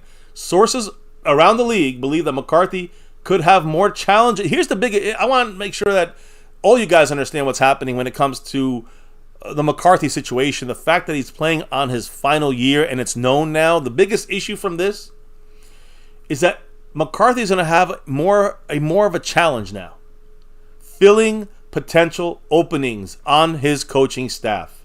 Since everybody that's joining his staff knows McCarthy's on the last year of his deal, and if he goes, they're probably going too. So who's going to want? Which good coaches are going to want to come to this team on a coach's expiring contract year? And we're going to be losing half our guys if Dan Quinn leaves and other guys leave. I'm just saying, who's going to come to this? There's going to be worse coaches coming on this team playing under McCarthy. So, again, during these periods of issues that you have with the team, McCarthy's lack of an extension, so some people think it's like maybe Cowboys abroad thinks it's going to hover over the team in a negative way, although Jerry Jones is proud to do this to other coaches because he feels it motivates them. But it really comes down to a lot of people also question how will the Cowboys players react to McCarthy's contract status later in the year if this 2024 season upcoming doesn't go well. Like, he's going to be fired and the players are going to be like, fire his ass. Or will they say we want to keep him because it's Camp Cupcake? I don't know. But either way, it's a lot of issues with McCarthy being here in the first place and not being replaced by a lot of good coaches floating around. A lot of good coaches that a lot of staffs would love to coach for. Belichick, Harbaugh, Vrabel. Cowboys said, let's still get McCarthy and get knocked out of the playoffs in the first round. Because that's what we like, competition. We don't want winning. We don't want championships. We want competition. That's what the Joneses have said. They want competition. They didn't say they didn't want championships. They want championships, but they'd rather have competition. A team competitive in the playoffs. We get bounced. Jerry Jones made his money. Now, I want to just be honest one more time. This is not really a newsworthy event, other than it just brings to light the fact that we're going to have more trouble filling in any offensive or defensive coaching spots on this team, positional spots or coordinator spots, to play ball there under McCarthy when he's got 1 year left and he's on his way out. He don't get to that conference championship. He is done. So, it's just a matter of who can we get on here to replace the guys that are leaving as far as coaches. But McCarthy was not expecting, remember this, and I know my guy Cowboys Abroad, much love to you, but Mike McCarthy was not asking or expecting an extension for his contract either. He knows he should have been out of here last year probably. He knows that he is hanging by a thread. So here's the deal. The way I see this is this. Mike McCarthy is confident in his abilities to continue what he's doing. He's the used car salesman. He got his job this way in 2020, and that's how he's keeping his job now. He talked Jerry into, I got this team on the right trajectory even if we failed here against the Packers, and I hope he's right. I want to be wrong about this, but it's simple as this. If Mike McCarthy wins, if he wins in the playoffs, he'll get an extension. As simple as that. Cowboys Abroad, isn't it just like every other, like all the players out there? Like, if the player does well, then he gets an extension, even if he's on an expiring contract. There's risks and there's pluses and minuses. But I'm sorry, McCarthy, he should have been gone. We had a lot of. If there were no good coaches out there, I say, all right, I could almost understand it. But there's so many good coaches out there that could really change the course of a franchise. And we decided to just shit the bed another year with Mike McCarthy, who's probably gone next year unless he gets to the conference championship. And if he doesn't get to the conference championship, we got to start over, probably with a new quarterback, probably with a new, again, I don't know what the quarterback situation is. We're going to talk about Dak Prescott, but it almost seems like they're almost now connected, like you had said in the past with McCarthy and Dak. Either way, McCarthy, you got to win, or you're done. Jerry Jones don't like to fire people. He likes their contracts to expire, so there you go. Now, while Mike McCarthy is going to play out his contract, well, what's the situation with another guy we guys just discussed here a minute ago, Dak Prescott, and his contract? We're going to get into this right now. I'm not going to talk about Tad Prescott, his brother. I don't give a fuck. But Dak Prescott, right right now he's on track. And this is a report. Today it was reported, not just that McCarthy's on his contract, he's playing on an expired contract this year, but it was also reported today, and guys, some of you guys that hate Dak, grab your nuts because you're not going to like this, but Dak Prescott is on track for a large contract extension. That's official from multiple sources. Not surprising to me. We all knew this was going to be the case, to be able to absorb his contract for a couple other years here. And what was said basically is that it's about, right now the Cowboys are in the process of getting Dak Prescott's contract extension going, moving forward. So it's about making the numbers work and work, for the Cowboys and for Dak, but making these numbers work after the awful result in the playoffs. But Schefter and Ian Rappaport said, quote, Dak Prescott is still on track for big money, end quote. And again, with MVP type season, I can understand it. It's just a bad game in the playoffs again this time, again for Dak and the rest of the offense and the defense and the fucking team, the coaching and down the line. Then you have other people talking and out there. We posted a short, I think it was about 8 weeks ago, that this actually was filmed. But Trey Lance out there throwing, bombs out there in practice, overtime, working out there in the cold, throwing with former Cowboy receiver Terrence Williams. Old T. Will out there, guys. Yeah, not on a scooter. Name we haven't heard in a while. He wasn't on a scooter on this one. Huh. But, not Dak Prescott. Trey Lance out there working on his throwing. Now, look, he's holding the ball too low sometimes. Trey Lance, the pass was a little bit lofted. It was one fucking highlight. And, I posted the video because I wanted to see what people thought. Yeah. And like 90% of the fan base, guys, they want Trey Lance in there.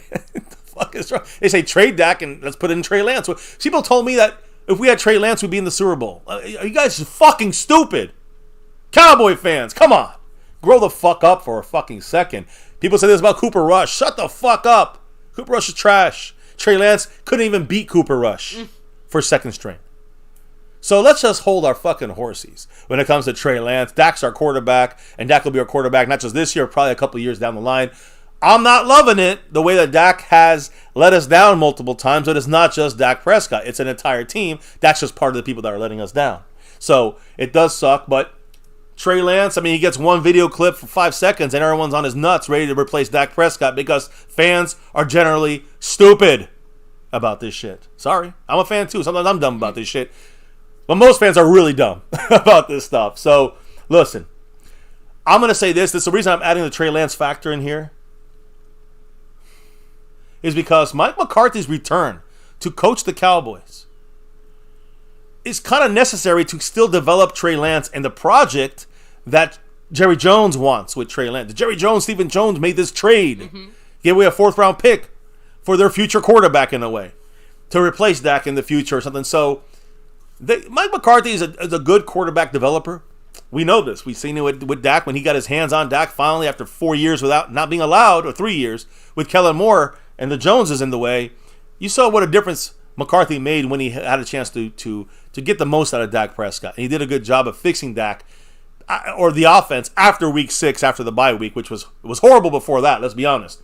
But if Jerry Jones wants to keep working on Trey Lance, you probably want to keep Mike McCarthy in there as well, helping Trey Lance develop with one of the better coaches that develop quarterbacks. I wish Mike McCarthy could be our quarterback coach instead of our head coach, to be honest. But that is the situation when it comes to, the McCarthy staying here in town for another year and not getting fired, playing on this expiring contract, but also, it's because of Trey Lance somewhat, a little bit, and of course, how he's done 12-5 the last 3 years. It's competition. We're competitive. The Joneses love that shit. They don't want to look bad either. They don't want to look wrong.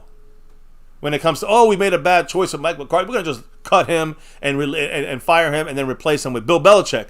Or other guys out there that, might have to have more control of the team, which Jerry Jones definitely don't want.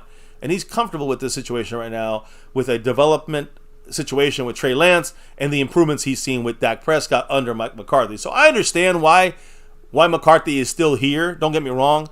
I just think that he had a chance to overcome a couple things, and he just set us back a little bit, McCarthy, as a team, regression-wise. So any quick comments on these thoughts before I dive deeper into Dak's contract? Because now we're going to talk about the situation with Dak's contract.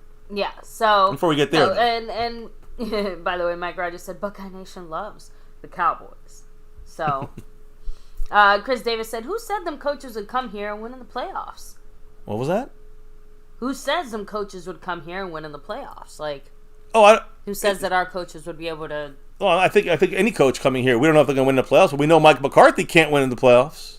That we've seen 3 years in a fucking row. He's out of 3 years, he won one playoff game. But and I'm not sure if we read this comment. I thought we did, but just in case. Cowboys Abroad had said, no coach can guarantee playoff wins, though. All they can do is establish a winning culture, and I believe that Big Mike does that. I agree to an extent. The culture is better than with Garrett. Does that mean it's where it should be, though, Cowboys Abroad? It is an improvement. Is it where it needs to be? I think Belichick would have established a more winning culture. I think Jim Harbaugh would have established a better winning culture than Mike McCarthy. Is it establishing it? I guess, but he's not finishing it. He's not putting the last nails in the coffin for the shit we've dealt with in the past to get over these inconsistencies, which just still, it seems like we're just treading water a little bit closer to shore now than we were before with Garrett.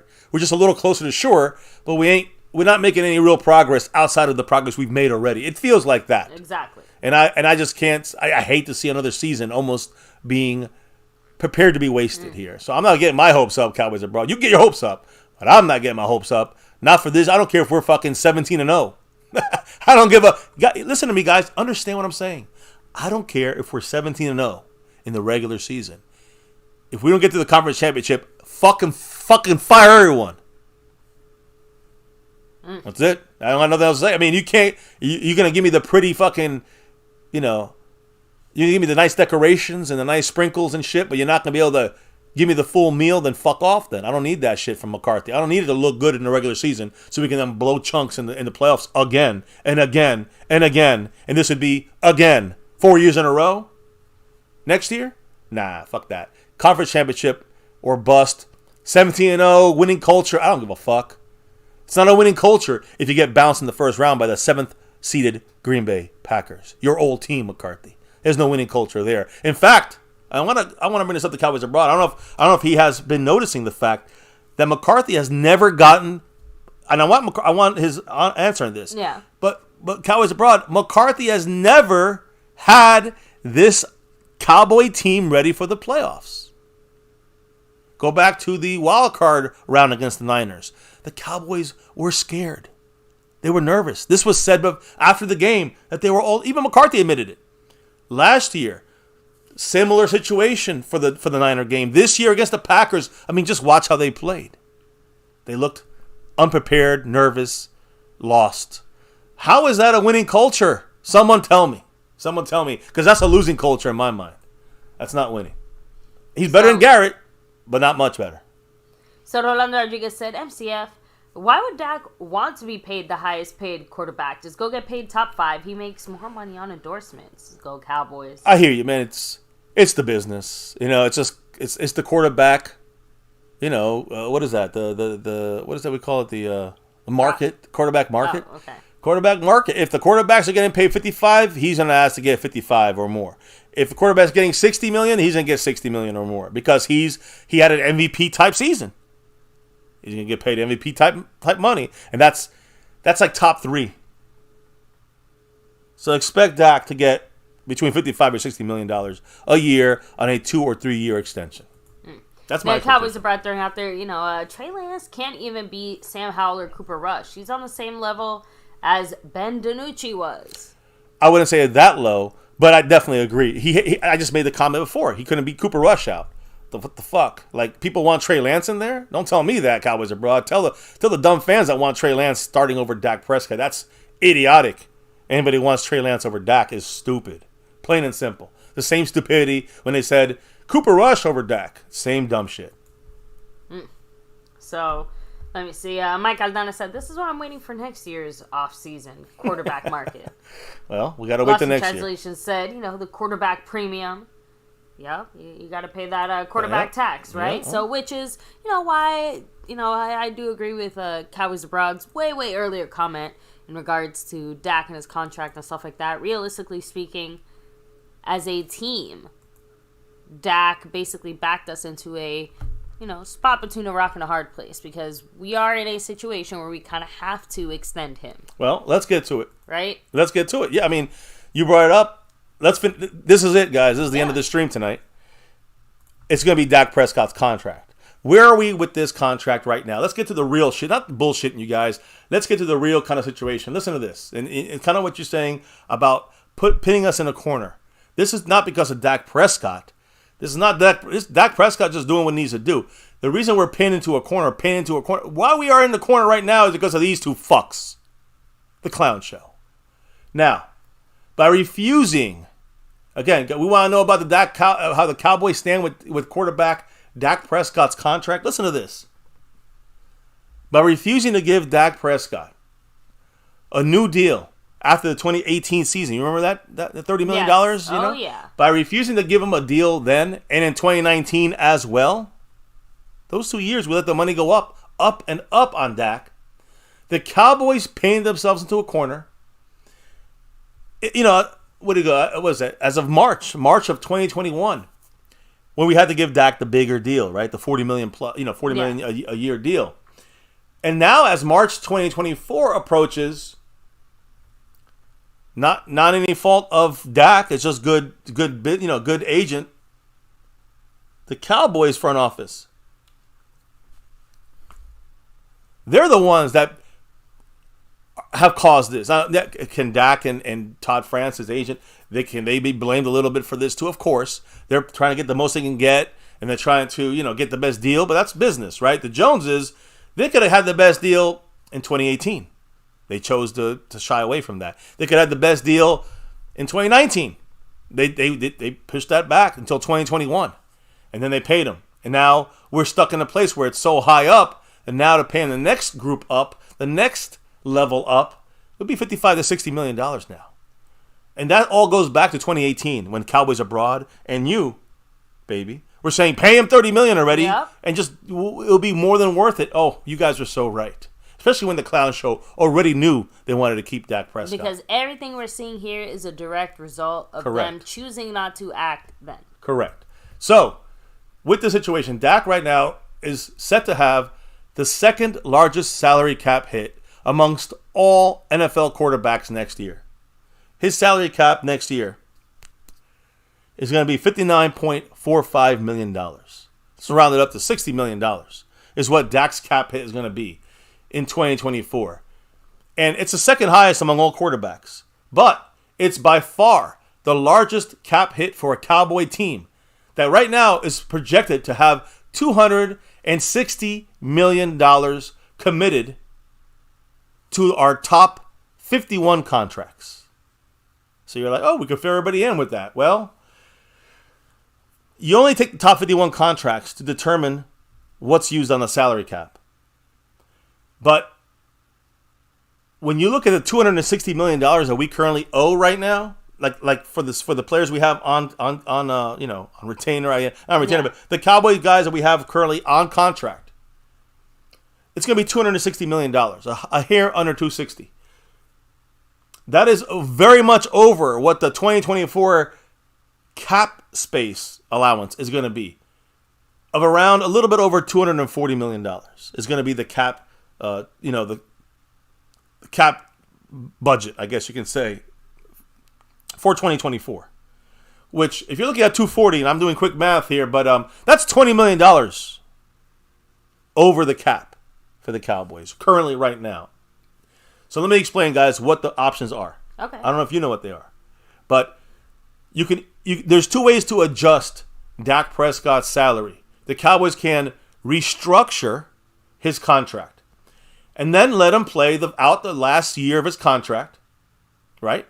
So if we restructure the contract, we push $20 million or $30 million to next year, add $60 million to dead money next year, and no Dak Prescott next year. But this year we get some money to play with, all right? The other thing the Cowboys can do is extend Dak Prescott's contract, who, by the way, he's going to turn 31 years old in July, Dak Prescott. But if you extend Dak Prescott now for another 2-3 years, you got Dak, you're going to push that money down a little bit longer down the line there. And will it be able to, encompass whatever the cap raises are going to be every year, well, it's going to make it about the same. It's not really going to change much, except we got Dak for another 2 or 3 years if we give him the extension.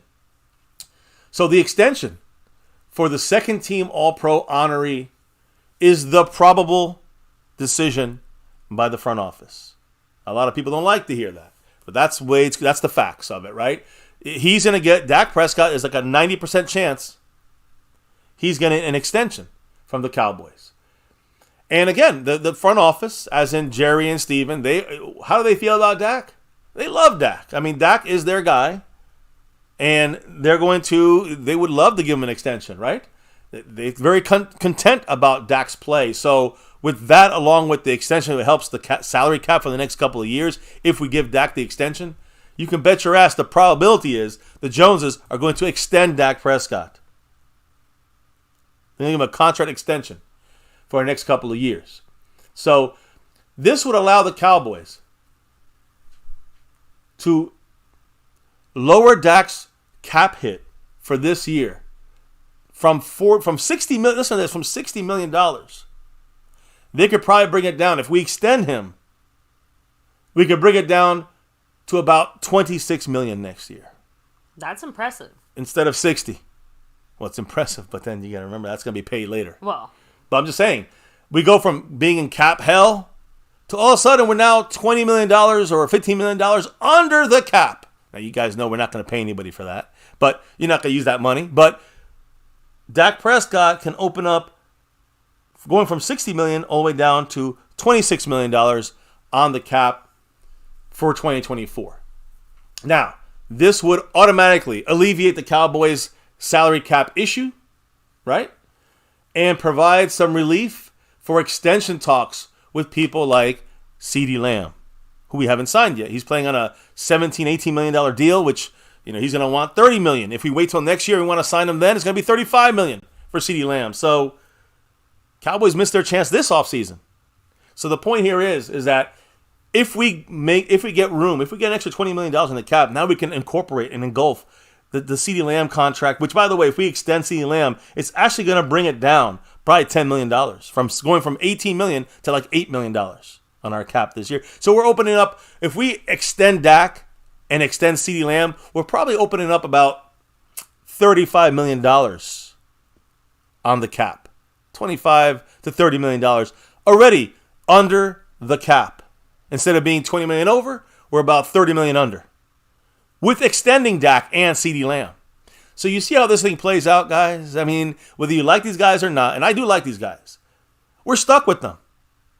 We're stuck with a lot of these guys because of the way the contracts are set up by mainly the clown. Of course, the players have their say in this and their agents, but the clown show fucked up a lot of these contracts, and now we're paying that price now for them. And, you got to remember, it also opens up room for Micah Parsons to get signed long term. Some people want to trade Micah and make him the Herschel Walker of the 2020s now. But the point is, Micah, CeeDee Lamb is entering the final year of his rookie contract. Micah Parsons is heading into his fourth season, which is now officially able to talk extension now after your third year in the NFL. So those two guys will now be able to be signed with much less of an issue if we extend Dak Prescott's contract. And I'm just trying to say, I'm not saying it's good or bad. I'm saying that is the reason why we would extend his contract to get these other guys under the Cowboy star there for the next couple of years as well. But you got to remember, guys, who has leverage in this situation? Is it the Joneses? Hell no. They have 0.0 leverage. It's all in Dak's hands, guys. Dak Prescott, no matter what the Cowboys choose, extension, no extension, trade, you can't trade him unless Dak wants to be traded. If you listen to Dak Prescott, his brother, I mean, he'll get Dak out of town if he's saying that. But the point I'm trying to make is Dak Prescott has leverage in any contract talks, in any kind of extension or any kind of restructure. I mean, restructures are not done with Dak's permission. That is done in the contract. It's already a button you press. And you say, okay, I want to restructure. Boom, it's restructured. Dak has no say because Dak gets paid the same no matter what. It's the way the Cowboys balance the money. So the fact is that if you're going to look at an extension for Dak Prescott, he has all the power. The clown show got none. They got no power. So, with the no trade clause, with the fact that we got a huge cap hit right now, all right? And the Cowboys also are not allowed, because this is in every big quarterback contract, and Dak has one of those. Not only do you have a no trade clause, but you also have a provision that does not allow the Cowboys to use the franchise or transition tag after this 2024 season. In 2025, assuming Dak plays out his contract, we just can't say, okay, we're tagging you now. He'd be gone. Or we have to sign him fresh on a new deal if there is no extension. So you guys understand how Dak Prescott is holding literally every card in negotiations right now. If an extension is not reached, the Cowboys could then, if there's no extension, the other option is restructure, which will happen automatically if the Cowboys wanted to, and I'm sure they will do this to give them a little more room now. If the Cowboys could restructure a deal with Dak Prescott and then not give him the extension, let him play out his final season with the Cowboys, and the restructure, now this is not an extension. The extension will give us about 26. It will give us about, about $36 million, I think. We get an extension. You push the money down the line. You get about let's say $35 million extended.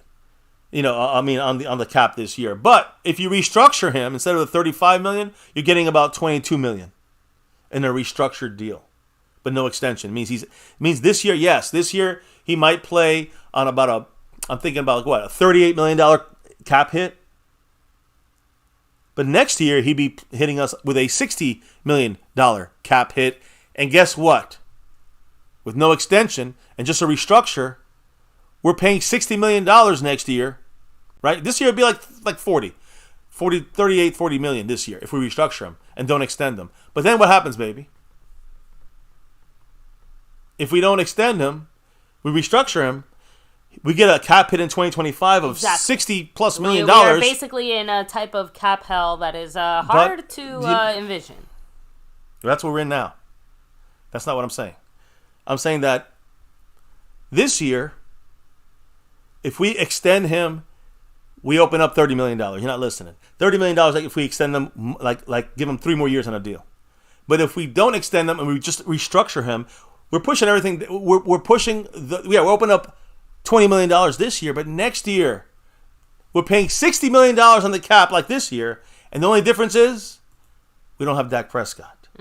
We're paying $60 million to a guy who's not playing one snap for the Cowboys this year. It's not like Zeke where we're losing like $9 million or something like that. We're losing $60 million and no player to stand in his place. Like that's what we'd be going to Trey Lance after this year. And some people are cool with that. I'm not. But you guys understand this is where the Cowboys are at right now. So if the Cowboys decide to say, let's just let Dak play out, let's do an all or nothing kind of situation. All right? Let's go all in 2024. If we go all in 2024, how would that look like? So, we would have to restructure Dak, not extend them. There's no extension. We restructure Dak, and we move $22 million forward next year. Okay? Now, that's just one part of this situation. We can also, and this is going to hurt, but we're going to all in here this year, right? Let's assume we're going all in, like the Rams did and all the other teams did. Yeah. When you go all in, we're going to push $22 million on a dead year, right? So it's going to be from $40 million next year to $60 million next year, and I'm saying next year is in 2025, and no Dak Prescott to speak of. But at least we open up, $23 million on the cap. Then you can push back Trayvon Diggs, Zach Martin, DeMarcus Lawrence's contracts, and you can free up another $25 million from just those 3 guys. So you got 22 from Dak, 25 from Diggs, Zach Martin, and DeMarcus Lawrence. Mm-hmm. You cut Cooper Rush, you get an extra 2.25. All right? Gallup, you get an extra $9.5 million. All right? Mm-hmm. Now, what do you got? 25, 35, 45, 47, 50, $60 million. And you take away the 20 we're over, So now we're $40 million open on the cap. All right? You go sign some fucking guys, some real players. You know, some guys that, you know, I don't know about names, but now you don't have to go for the, you know, Rashawn Evans guy. You go for, you know, the Bobby Wagner. That's who you want. That's the difference maker there. That's how you go all in 2024. And you got to throw away your next couple of years. Yeah, that's how you make an aggressive football move, too. But yeah, it is. But baby, then what happens in 2025, 2026, 2027? We're going to be cutting guys and losing money and playing and paying guys $100 million. I ain't here anymore. So you are going to lose a lot in the future if you decide to try to go all in with this team in 2024. All right? Play hard, eat all the dead money in 2025. And so that's great, right? It's great to talk about let's go all in. I'm curious to know how many people want to do that. But what if we don't win a Super Bowl next year? We go all in, don't win a Super Bowl, then what comes next, baby? Because then McCarthy's cut. McCarthy's gone. Yep. Dak's gone. All right? Dak's going to free agency. We can't stop him if we let the play on this, you know, if he plays out his contract. McCarthy plays out his contract. He's gone. No Dak Prescott. If we win a Super Bowl, it all changes, right? We can live with all this cap hits and shit. But if we go all in 2024 and we fall short, McCarthy gets fired or doesn't get hired back. Dak is now bye-bye. Let me just disappear him. Boom. He's gone. And we're paying major cap hits now. We might have to get rid of guys like DeMarcus Lawrence and other guys. We might get rid of him this year, you get $10 million. Yep. But you get rid of these guys, and you have to eat up a lot of money. We're going to have $80 million in dead money next year in 2025 if we go all in this year. $80 million at the very least. On top of that, we're going to have, again, we're assuming we make the playoffs, we're going to have a mid-20th pick again. 24th, 25th, 23rd, 22nd, 27th, I don't know. But our draft pick is going to be in the 20s.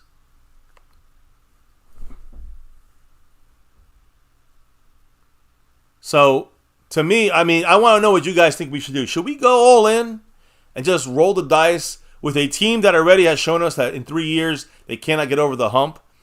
Or should we manage things differently when it comes to maybe extending Dak, incorporating everybody into the fold a little bit that we have here and rolling the dice? And some guys going forward and some guys you got to eat some money, but the big name contracts you got to keep here and keep extending it and working through it. That's the two options we got, guys. I'm being real with you all. I'm the realest motherfucker here. I know what I'm talking about. I know where we're heading to here. We've been talking about this salary cap shit for 7 years on My Cowboys Family.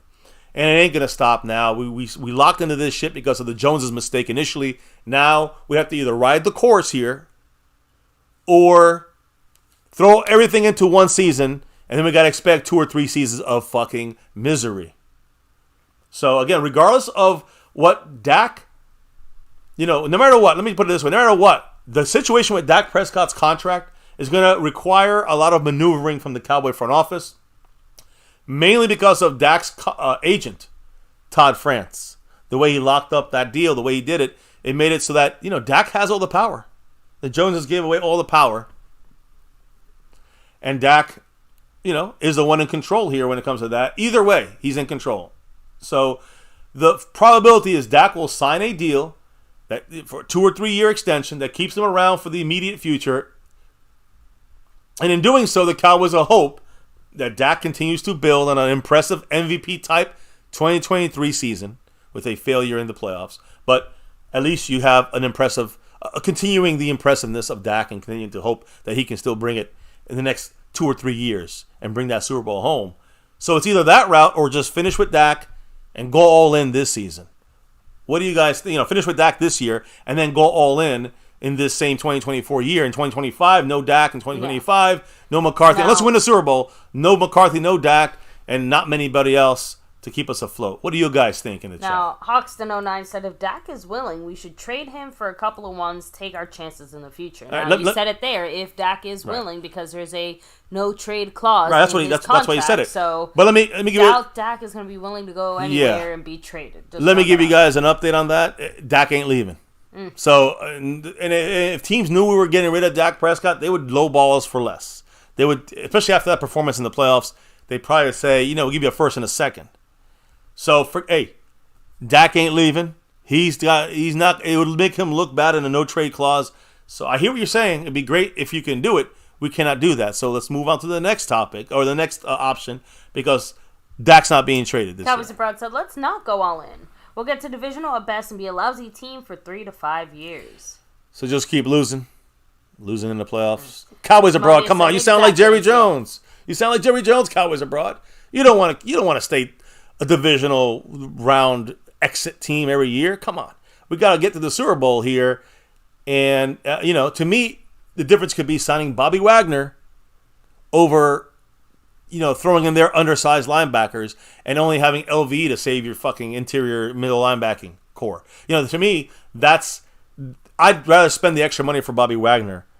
And even though he's not about now, I'm saying in the last 2 years we could have had Bobby Wagner with Dan Quinn. That would have been the situation we would have loved to have in Dallas. That could have maybe helped us stop the run a little better. Cover a little better with our linebackers, especially Damone Clark. That is, he was not undersized, and he's a veteran. But the Cowboys didn't want to pay the extra $2-3 million, and they'll blame Dak for his contract, which is stupid. So yeah, I don't want the Cowboys to go to the a one and done every single time we get to the playoffs. I don't want to be one and done, Cowboys abroad, every time we get to the playoffs. I want to make a real run. Because then if not, then what are we doing? What are we doing? So, and yeah, James, again, that Dak and Parsons trade is just impossible. Yeah, literally impossible. Parsons can be traded. Dak cannot. Rolando Rodriguez said, MCF, as long as Dak and the Cowboys get the highest TV ratings, that's all that Jerry cares about. Exactly. Not Super Bowls. And highest TV ratings is how you get them. Like Cowboys abroad said. I think Cowboys abroad is Jerry Jones. You keep the team competitive. Not Super Bowl winners, just competitive. We get 10, 12 wins, knocked out of the first round. Jerry Jones is happy, and exactly what you just said. We get TV. We're blowing it up on TV. If we had a team like 8-8 every year, we would not be getting these every game on TV kind of deal. The fans wouldn't be watching as much. We were 8-8 every year. 12-5, they're watching. This is Jerry Jones's dream. A team that looks like they can win a Super Bowl, but never really can, but still is good enough that it feels like you can win a Super Bowl, so everyone's buying in, so to speak, to use McCarthy's terminology. Buy into us. Buy in. I'm buying in for 28 years, buying in the last 4 years. When do we get something back from buying into this shit? I'm still waiting. It doesn't seem like we do anytime soon. Still waiting. I'm not down with buying in to a above average season to just lose in the playoffs every single year. That's what's been happening. Tell me if I'm wrong. Tell me I'm wrong. You're not. So, let me see. No, Mike Aldana said, "Keep pumping money into a broken team that can't win when it matters." And that's the key, right? The words right there is what's scary to me, because if we're gonna pump money into this team, and if we go all in, we're pumping all the money into the team and ruining our future with this current team. That's I don't know if I'm confident about that. Keeping Dak in the fold, keeping CD and Micah in the fold, gives us a chance to maybe, I don't know, get a better coach in the future. Maybe they put it together and we have a great season in the next couple of years, and we're competitive enough that we get lucky and slip through. That's the only chance we really have, and it's pitiful when we got to hope for that. To me, as a Cowboy fan that's been through the 90s, it's pitiful to have to hope we slip through and maybe get lucky and get into the divisional round or get into a conference championship. That's not the Cowboy way, but I guess it's become that. I don't know. So, hey, the Cowboys have new ways they're trying, right? Some new old ways. James Harris said, Jerry cares only for money. Remember that behind closed doors. Yep. Asmodeus said, trust the process. Yeah, I'm doing that for 15 years with these motherfuckers. Yeah, Mike Aldana said, trust the process is another Jason Garrettism. Yeah. Oh, I know. Trust us. We heard that enough all these years. I hear you guys. And I'm going to be honest. I'm not the blowing smoke kind of guy here. I'm not the blowing smoke up your ass content creator. A lot of people out there trying to make you buy into this whole bullshit. I'm not doing that. I'm your, skeptical. Very skeptical and rantful cowboy content creators. And to give you my true feelings based on the facts, not based on hopes and dreams. And maybe Dak will accept the trade and fuck all that shit. That's not reality. The reality is you either extend Dak Prescott or you restructure Dak Prescott and let him play out his contract. That's it. Anything else anyone says is dumb. If you say, let's trade him, dumb. Just the way, let's go replace him with Trey Lance, dumb. It's just so funny. It's so easy to answer the questions when there's these options are very limited for the Cowboys going forward. So, let me see here. James Hurst said, Jerry wants to see his family bloodline for life. He wants to set his family bloodline for life. Okay. So, and Hawkson09 said, the problem is, McCarthy is not incredibly sharp and Dak crumbles under pressure. They haven't been a great team in 3 years. They should have lost the Lions game and the Eagles stunk this year. Okay. Eagles stunk it up towards the end. We kind of started their stink up. But before that, they only had 2 losses. When we played them, they had 2 losses. So, I hear you. And I'm not saying we haven't been a great... Let me just tell you guys one little secret with Romo or with Dak. We haven't been a great team in 20 years. In 15 years, we haven't. In 20 years, we haven't been a great team in 25 plus years. Let me be specific here. Almost 20. 28 last time we got a conference championship, but we were still at least in the playoffs, still had our core of the triplets and all that shit after we won our last Super Bowl. But when it comes to a great Cowboy team, 2007 with Romo, not a great team. We lost in the divisional round at home with the first seed. 2016, not a great team. We lost in the divisional round as the first seed in the playoffs. Not a great team the last 3 years. We're a good team, but far from a great team. A great team are the Niners. They haven't won a Super Bowl in the last 3 years, but you know where they have gone? 3 NFC conference championships, 3 years in a row. Now, I'm not saying it's still not a failure in there, but that's a Kyle Shanahan. You keep that coach because you're a fucking win away from being world champions. McCarthy hasn't sniffed the fucking conference championship. I mean, the NFC conference championship, and we've been 12-5. We won our division. We've been the second seed. We've been we've been all over the place. We had all these opportunities and advantages, and we still shit the bed. That's the problem. We're not a great team. Never have been. And under McCarthy, we have not been a great team. Great. We have not been a great team. Far from a great team under Garrett, Wade Phillips. We were heading towards being a much better, great team. We might have won a Super Bowl. We kept Bill Parcells if Parcells didn't leave and get run off by Jerry Jones. We know that's the reason Bill Parcells didn't take that last year on his contract option there. So it's the Joneses that's fucking us. And we got to accept it. We got to smile and look back and say thank you for giving us a 12-5 season so you can make more money, Jerry. I ain't about that. I want to see I don't want to see 12-5. I want to see 11-6 and get to the conference championship. How's that sound to you guys? Doesn't that sound better? That's a more successful team. That would be having a great team than a team that's 12-5 and shits the bed in the wild card round or in the divisional round against teams that are lesser than you sometimes. Lesser. We're not a great team. We have not been for 26 years. We haven't been a great team. Agreed. So, let me go ahead and, like I said, hit up the chat here a little bit. Cowboys Abroad saying, Dak didn't crumble in the Lions game. He led us to take the lead. The defense let the Lions walk down the field in the final minute. Yep. In that game, yeah, you're right. Dak didn't crumble. People blame Dak for everything. But they don't realize that the defense was fucking up. They blame Dak. Look, Dak fucked up in this playoff game. I'm sorry, Cowboys. You're not going to convince me different. But so did the defense. The whole team fucked up in this. It was complete fuck from this fucking playoff team, from this playoff game. It was a disaster. But yeah, the Detroit Lion game, there was some issues across the board, but the defense was the biggest issue by far in that specific game. So, Asmodeus saying, we are just a linebacker, a defensive lineman, and a receiver away from having us some glory hole. Don't forget a offensive lineman, a running back. Also, we got to get another corner. I'm just making a joke. We need a lot more than that, I think, Asmodeus. We need a lot more. Was that Asmodeus? I'm not sure. Yeah, we need a lot more, I think, than those three. But those three things will probably help us more initially here and get us a little closer. I agree. But there's so much more we still need. We thought we had some things already in place. I think we need more than we thought we needed. And we're going to see what happens in this offseason. Because, there's going to be a lot of guys that are going to be, again, I don't think there's many that we have to keep.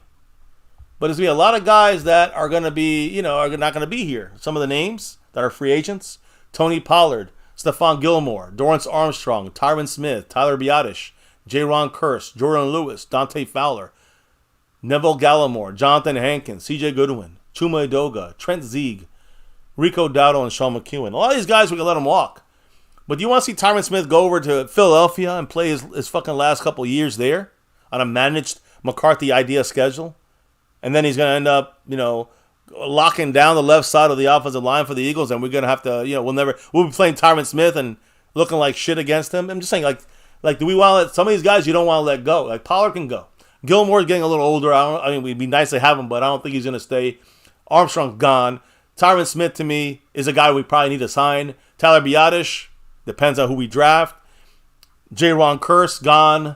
Jordan Lewis, gone. Dante Fowler, gone. Noah Igbinoghene, gone. Neville Gallimore, gone. Jonathan Hankins, re-sign his ass for $1.5 million. C.J. Goodwin for a minimum. Get him back on here for special teams. Chuma Edoga, gone. Trent Sieg, minimum, get him in here. He's a good long snapper. Rico Dowdle, for cheap, I guess. Sean McEwen, whatever. I'm just saying, guys, there's no, other than Tyron Smith and another name or two, there's nobody here we got to get.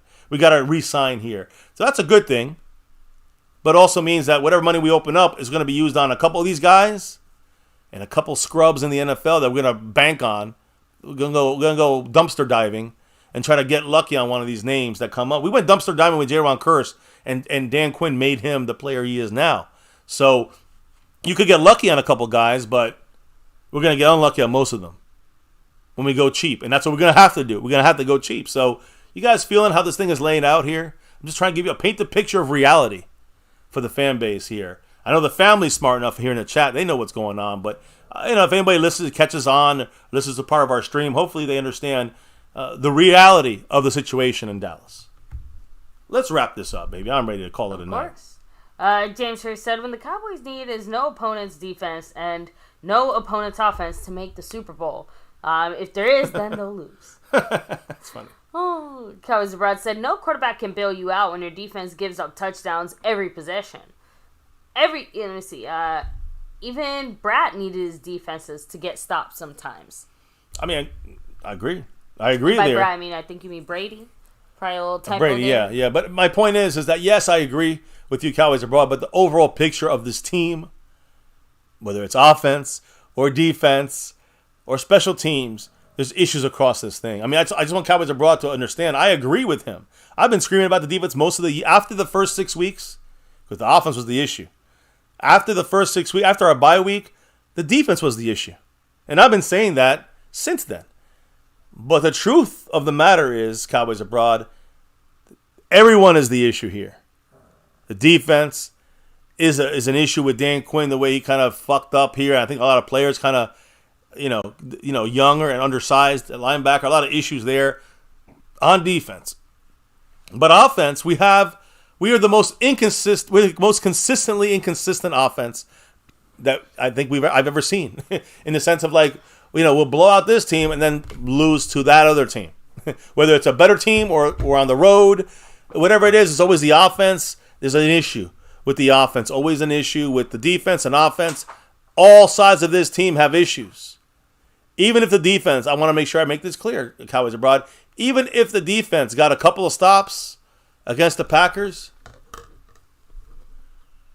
we're still losing to the Packers. We're still losing. Those it was 48-10. I don't know, 48-17, whatever. We got a couple touchdowns, but come on, guys. The game was over. It was out of hand. The defense, they let them score 7 out of 8 times, so the defense gets the brunt of that. But the offense was giving them 2 touchdowns. I mean, I know you're saying that they scored, but I mean, one of them was a pick six. Another one was a pick on the 10-yard line. So they scored a play later. I'm just saying that that's on the offense as well, not helping the defense. The problem is the entire team, Cowboys abroad. And you're not going to be able to convince me any different. That includes Dak, the coaching, Mike McCarthy, the offense, the defense, the special team. Every motherfucker on this team is to blame. Even if one game, or in the more recent games, the defense is more to blame. And I agree. But they're all to blame. Offense and defense and special fucking teams. I said it. I'm going to continue to say it. Because they haven't proven me wrong yet. The Cowboy team is proving me right. And I hate that.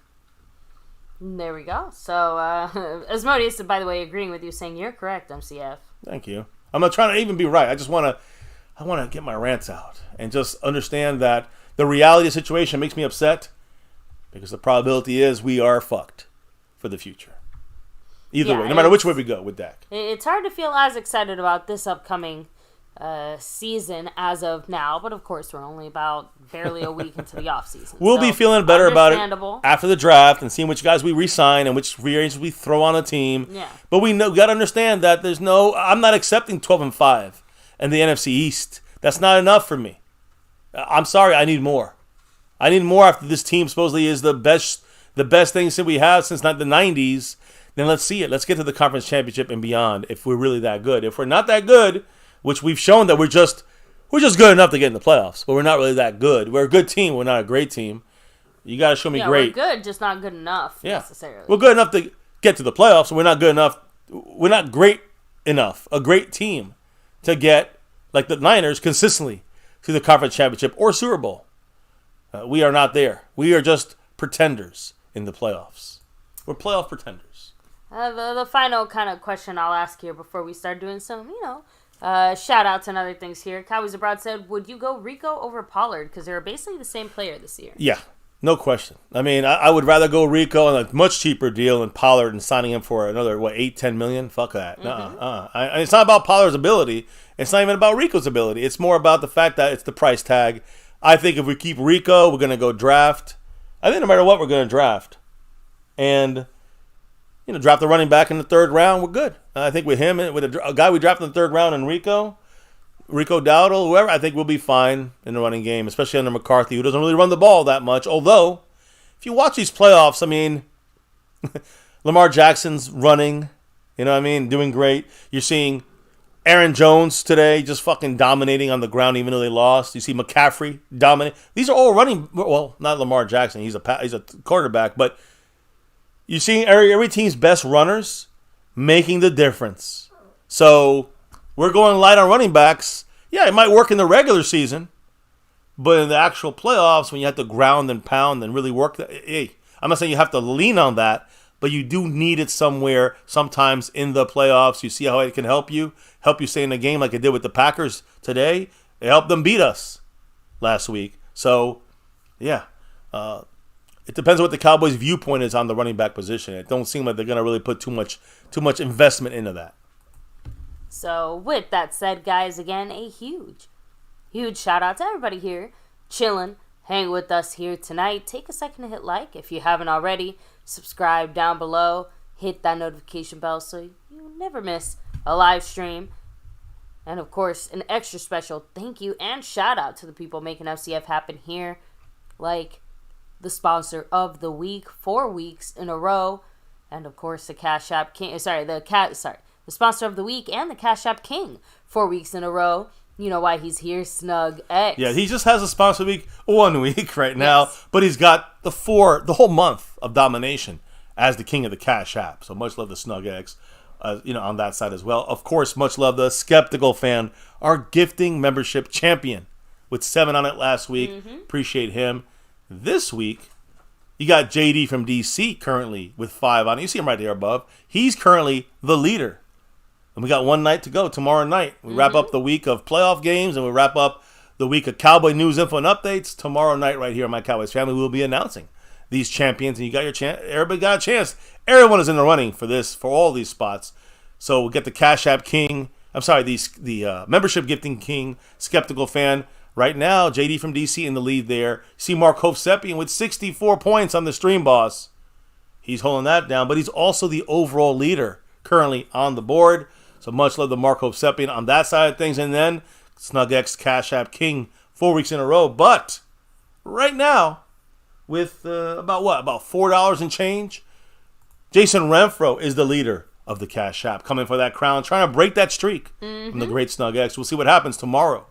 Is the last chance for everybody to make their final mark on these boards before we reset it and go into another week of MCF here in the off season. And tomorrow's live stream is also a little bit extra special. Oh, that's right. Because we will be celebrating hitting a very special milestone here on the MyCowboysFamily channel. Quickly, in like a span of maybe a couple of weeks, we went from we need a couple thousand to quickly to 30,000. Guys, check it out. Check out MyCowboysFamily and how many people are part of the family now. We're over 30,000 strong. So I appreciate every single one of you guys, the newest to the oldest, the OGs to the new Gs.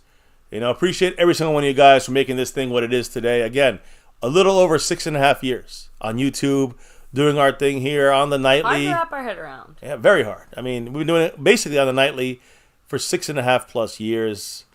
And I just wish we could have had a Super Bowl to enjoy here with the family to go down in the ages, right? For the ages, but we obviously got to wait longer. And we'll be, as long as I'm alive, breathing, I'm going to try to do this as our nightly or maybe, bi-nightly off-season kind of thing here, guys. Because, again, we do have schedule changes, especially the next 3 weeks. Tuesdays and Fridays are going to be pretty much almost impossible for us to get on here unless huge news breaks so we can maybe do a quick stream. Yeah. But Tuesdays and Fridays are going to be tough. And then we'll see what happens in the next month. It's going to be another, maybe just Tuesdays. It's going to be a little bit tougher to do it on Tuesdays, but at least maybe with Fridays we can do them again. Either way, guys, we'll do our best. Schedule changes, work changes, life changes. We got to do this and roll with it. You guys will roll with us, hopefully, here for life as we rep that star over everything here. And yes, it is Dallas Cowboys for life, even when it's this fucking fucked up and we're being left hung out to dry and short. Seems to be all the time when it comes to we have a good team, but then we shit the bed in the playoffs. So frustrating, but that's why we're all here together, guys, because we're all frustrated together, and it feels better to know that everyone here is feeling similar. It definitely takes a little bit of the edge off. Although you hear me, I'm raging here from all these different family members speaking out and ruining whatever we got left on this team. It's just throwing it out. It feels like whether it's the ownership, Jerry Jones and crew, whether it's the coaches, the players, or the players' family members. It's always a fucking drama-filled fucking situation in Big D. I just wanted to be able to star over everything. I just want to get a Super Bowl win, and you guys can have all your fucking drama you want, Cowboys, owners, Jerry, the players, the family members, scream and bitch at each other through social media all you want. Just win a fucking Super Bowl. That's all I'm asking for. Is that so much to ask for? I guess fucking so, yeah. Apparently. So, hit up the chat. Let's get those last shout-outs. Yes, of course. And Cowboys Abroad, thank you. No karaoke tomorrow. Just some family time here with the MCF family. Yeah, we're going to see, though, about what we will do for tomorrow. I don't even know because we just hit it like literally about an hour before we went live. We hit 30,000 family members, 30,000 subscribers. So, we'll figure it out. We'll figure out what to do tomorrow. But we're going to wrap up the games tomorrow. Of course, Detroit, the game we should have been playing tomorrow. We were hoping to play. We've been Detroit at Dallas. It would have been tomorrow, so that hurts a little more. But it is what it is, guys. We just got to deal with it. We'll go over the quick Cowboy news. I'm sure it won't be that crazy tomorrow since we hit up 2 days' worth of news today. We'll talk some playoff stuff. We'll talk a little Cowboy stuff. And we'll have a couple celebrations here, I'm sure, here. Maybe even live on camera. So brace yourselves for some fun tomorrow. 30,000 plus strong on MyCowboysFamily. I never thought we'd get to 3,000. Thank you all, guys. What a ride it has been so far. I just wish we could have added, like I said, our 6th Super Bowl championship already. Anyways, let's hit the shot. That was good. Jason Rumford said, another year, no Super Bowl, another year, don't get MCW and a cheerleader. Yes, that's probably the only good thing for you, baby. I'm going to be, I think I made a joke. I'm going to be Dolly Parton's age before I, put cheerleading outfit back on again. So. At least she showed you the way, if you know what I mean. She got the bodysuit on, so you're good. SnugX in the house. Much love. Saying congrats on the 30K. Thank you, man. Yes, 30K strong, baby. Not many. I gotta admit, there's not a lot of cowboy content creators that have 30,000. There's a lot, but it's not like that's another level I never thought we ever see sniff or nothing. I mean, a year and a half ago we were like at 12,000. So in the last year and a half, we jumped up more than doubled our numbers at that point. Which is crazy. So yeah, I mean, thank you guys. Truly, thank you guys. We couldn't do this without you guys. You know what I mean? Without the Cowboys Abroads and the Jason Renfros and the Matt Battens and the Snug X's and Mike Aldana's and the James Hurrs and on Asmodeus's and on, guys. Truly, thank you all for making this what it is. Mm-hmm. And you couldn't do this without you, baby. With the MCW. Or, of course, the MCF, I guess, myself, too, to my horn a little bit. But I guess you yeah, I guess that could be included. I guess we need you around these parts. But all you guys, the whole Cowboy fan base, the whole Cowboy family, proud of all you guys, and much love to each and every one. Every 30,000 plus of you guys. Can't do this without you guys. This is truly my Cowboys family. So, with that said, let me go ahead and keep going with the rest of the final shout-outs here of the night. Of course, Mike Aldana, James Hurd, Cowboys Abroad, Asmodeus, Nandi. We have Snug X, Hoxton09. Let me see who else is here. Kind of rolling back. Rolando Rodriguez, Dennis Perry, Chappelle Hannon, Lost in Translation, much love. Mike Rogers, Chris Davis, DJ Chuck, Asha, Pioneer, yes, the doggy, of course. Thomas Garrett, the Superior Garrett. Hell yeah. Let me see. It's actually, that's more or less as far back as I can go. Let me come back down. Let me see. I think that's about it. Yeah, I think that's it. So, and hey, Cowboys Abroad, I may not have been a fan of wearing the outfit, but like I said, I'm willing to come through if our Cowboys are willing to come through, and the Cowboys said no, thank you. So, no, when I said that, I said that's one of the good things. I guess one of the good things about, the fact, and there's nothing good about the Cowboys not winning the Super Bowl, but when you look back, you're like, well, at least, I know what you're saying. At least you don't have to go out there and break out the cheerleading outfit. I know you're dreading that to some extent, but you did make the bet. You did make the agreement there. I see Asmodeus, Chris Davis. Much love to Chris. Mike Aldana. Yeah, Cowboys Abroad, Mike Rogers. I know Rolando Rodriguez. I don't know if you have everybody. We hit them all up. Did every single one of those shots. Snug and down the list here. From the top to the bottom, guys, we appreciate every single one of you guys in the house here with us, rocking that star over everything. But now it is time to call it a night. So, baby, as I shout out those that have dropped the love, like Bobby Bottles, jumping in that silver level membership. Mm-hmm. JD from DC, much love to because he gifted 5 memberships today. That's right. So appreciate Mr. JD from DC, and congrats to those that got those memberships. Jason Renfro, who's taking a little bit of a drippage lead over there in the Cash App side of things. Brandon James dropping a couple drops tonight. Big D with the big drop tonight, the drop of the night. Thank you all for rocking and repping here. That navy blue, that silver too, that star over everything, because we cannot do this with the 30,000 family members strong and we got going here. We could not do this without your guys' love and support on the daily and the nightly and the 6+ years of doing this thing here at My Cowboys. And we've met a lot of you guys. We've hung out with Cowboys Abroad in the games and seen them here when he came to the Florida. I mean, you guys are and many others. Oh man, I can't believe I forgot his name. We always hung out with him when we went there. What was his name, man? He's Daniel Mesa? Yes, Mr. Mesa and family. And then many, many others here that we've come across and hung out with. Can't do this without you guys, complete and utter support and love, even through the bad times like, getting embarrassed, one of the most embarrassing losses we had in our playoff history. So, again, sticking together. Hey, the true fans, they come through when it's the hardest and darkest. So, hey, we're getting through this with you guys. You guys are getting it. You're helping us get through this as well. So, thank you guys. Baby. Why the hell do we do this every single night here at My Cowboys Family? It's that navy blue, that silver too, and that star over everything. Win, lose, or draw, good, bad, or ugly, here, no matter what. We're going to rep that star over everything. And guys, for 6+ years on YouTube, here on My Cowboys Family, never forget the number one thing here, now, and forever. As always, go Cowboys! We got to get that 6 and beyond sooner than later. Thank you all for dropping your knowledge in the chat all night long. All night. We'll be wrapping it up tomorrow here in My Cowboys Family and crowning some champions. But we also can't do this without your guys' drops of love from above. Truly, humbled by the best fans of all YouTube. On that note, it is time to officially clock out and drop out for the night, relock and reload for tomorrow's final show of the week. But baby, before we can do that and get on out of here, what do we got to do before we drop out for the night? We got to drop the beat. Yeah, beat's been dropped. It's a wrap here on My Cowboys Family. And again, I appreciate everyone's comments, thoughts, support. Can't do this without your guys' input and back and forth. And yes, we officially tonight are wrapping up another one. First time we're past 30,000 subscribers. But it is a wrap here on another Cowboys chat. Yes, we talked about all these guys you see on your screen. Good, bad, or ugly, right? Talked about their family members because they spoke out. So we had to kind of mention our thoughts on that.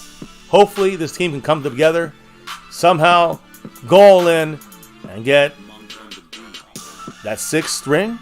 Question mark. Conference championship? We'll take that at this point. Whatever it is, got to be better. Right now we're just good. We're not great. And we're not going to a Super Bowl being good. Remember that. Here in MCF, it's all about that navy blue, that silver too, and that star over everything. Never, ever forget the number one thing right here in this channel. The number one thing right here on My Cowboys Family. Much love to everyone in the house. Appreciate you all, even if we disagree. I love the back and forth, the discourse, the thoughts. Can't do this without you guys. Don't forget to hit that like button for the stream. Don't forget to subscribe and keep growing past 30,000 on this channel. Keep subscribing and hit that notification bell to all videos so you know when we're going live. If you're not sure, follow us on Twitter or X or all social media at MyCowboysFamily. And of course, jump in the Discord. We'll let you know there as well. Guys, have a great night. Great rest of your Saturday night, weekend. Enjoy it as best you can, even with the other games going on. We'll see you back here tomorrow for the wrap-up, the finale of the week. And of course, never, ever forget, stay safe, much love to all, but never, ever forget, go Cowboys!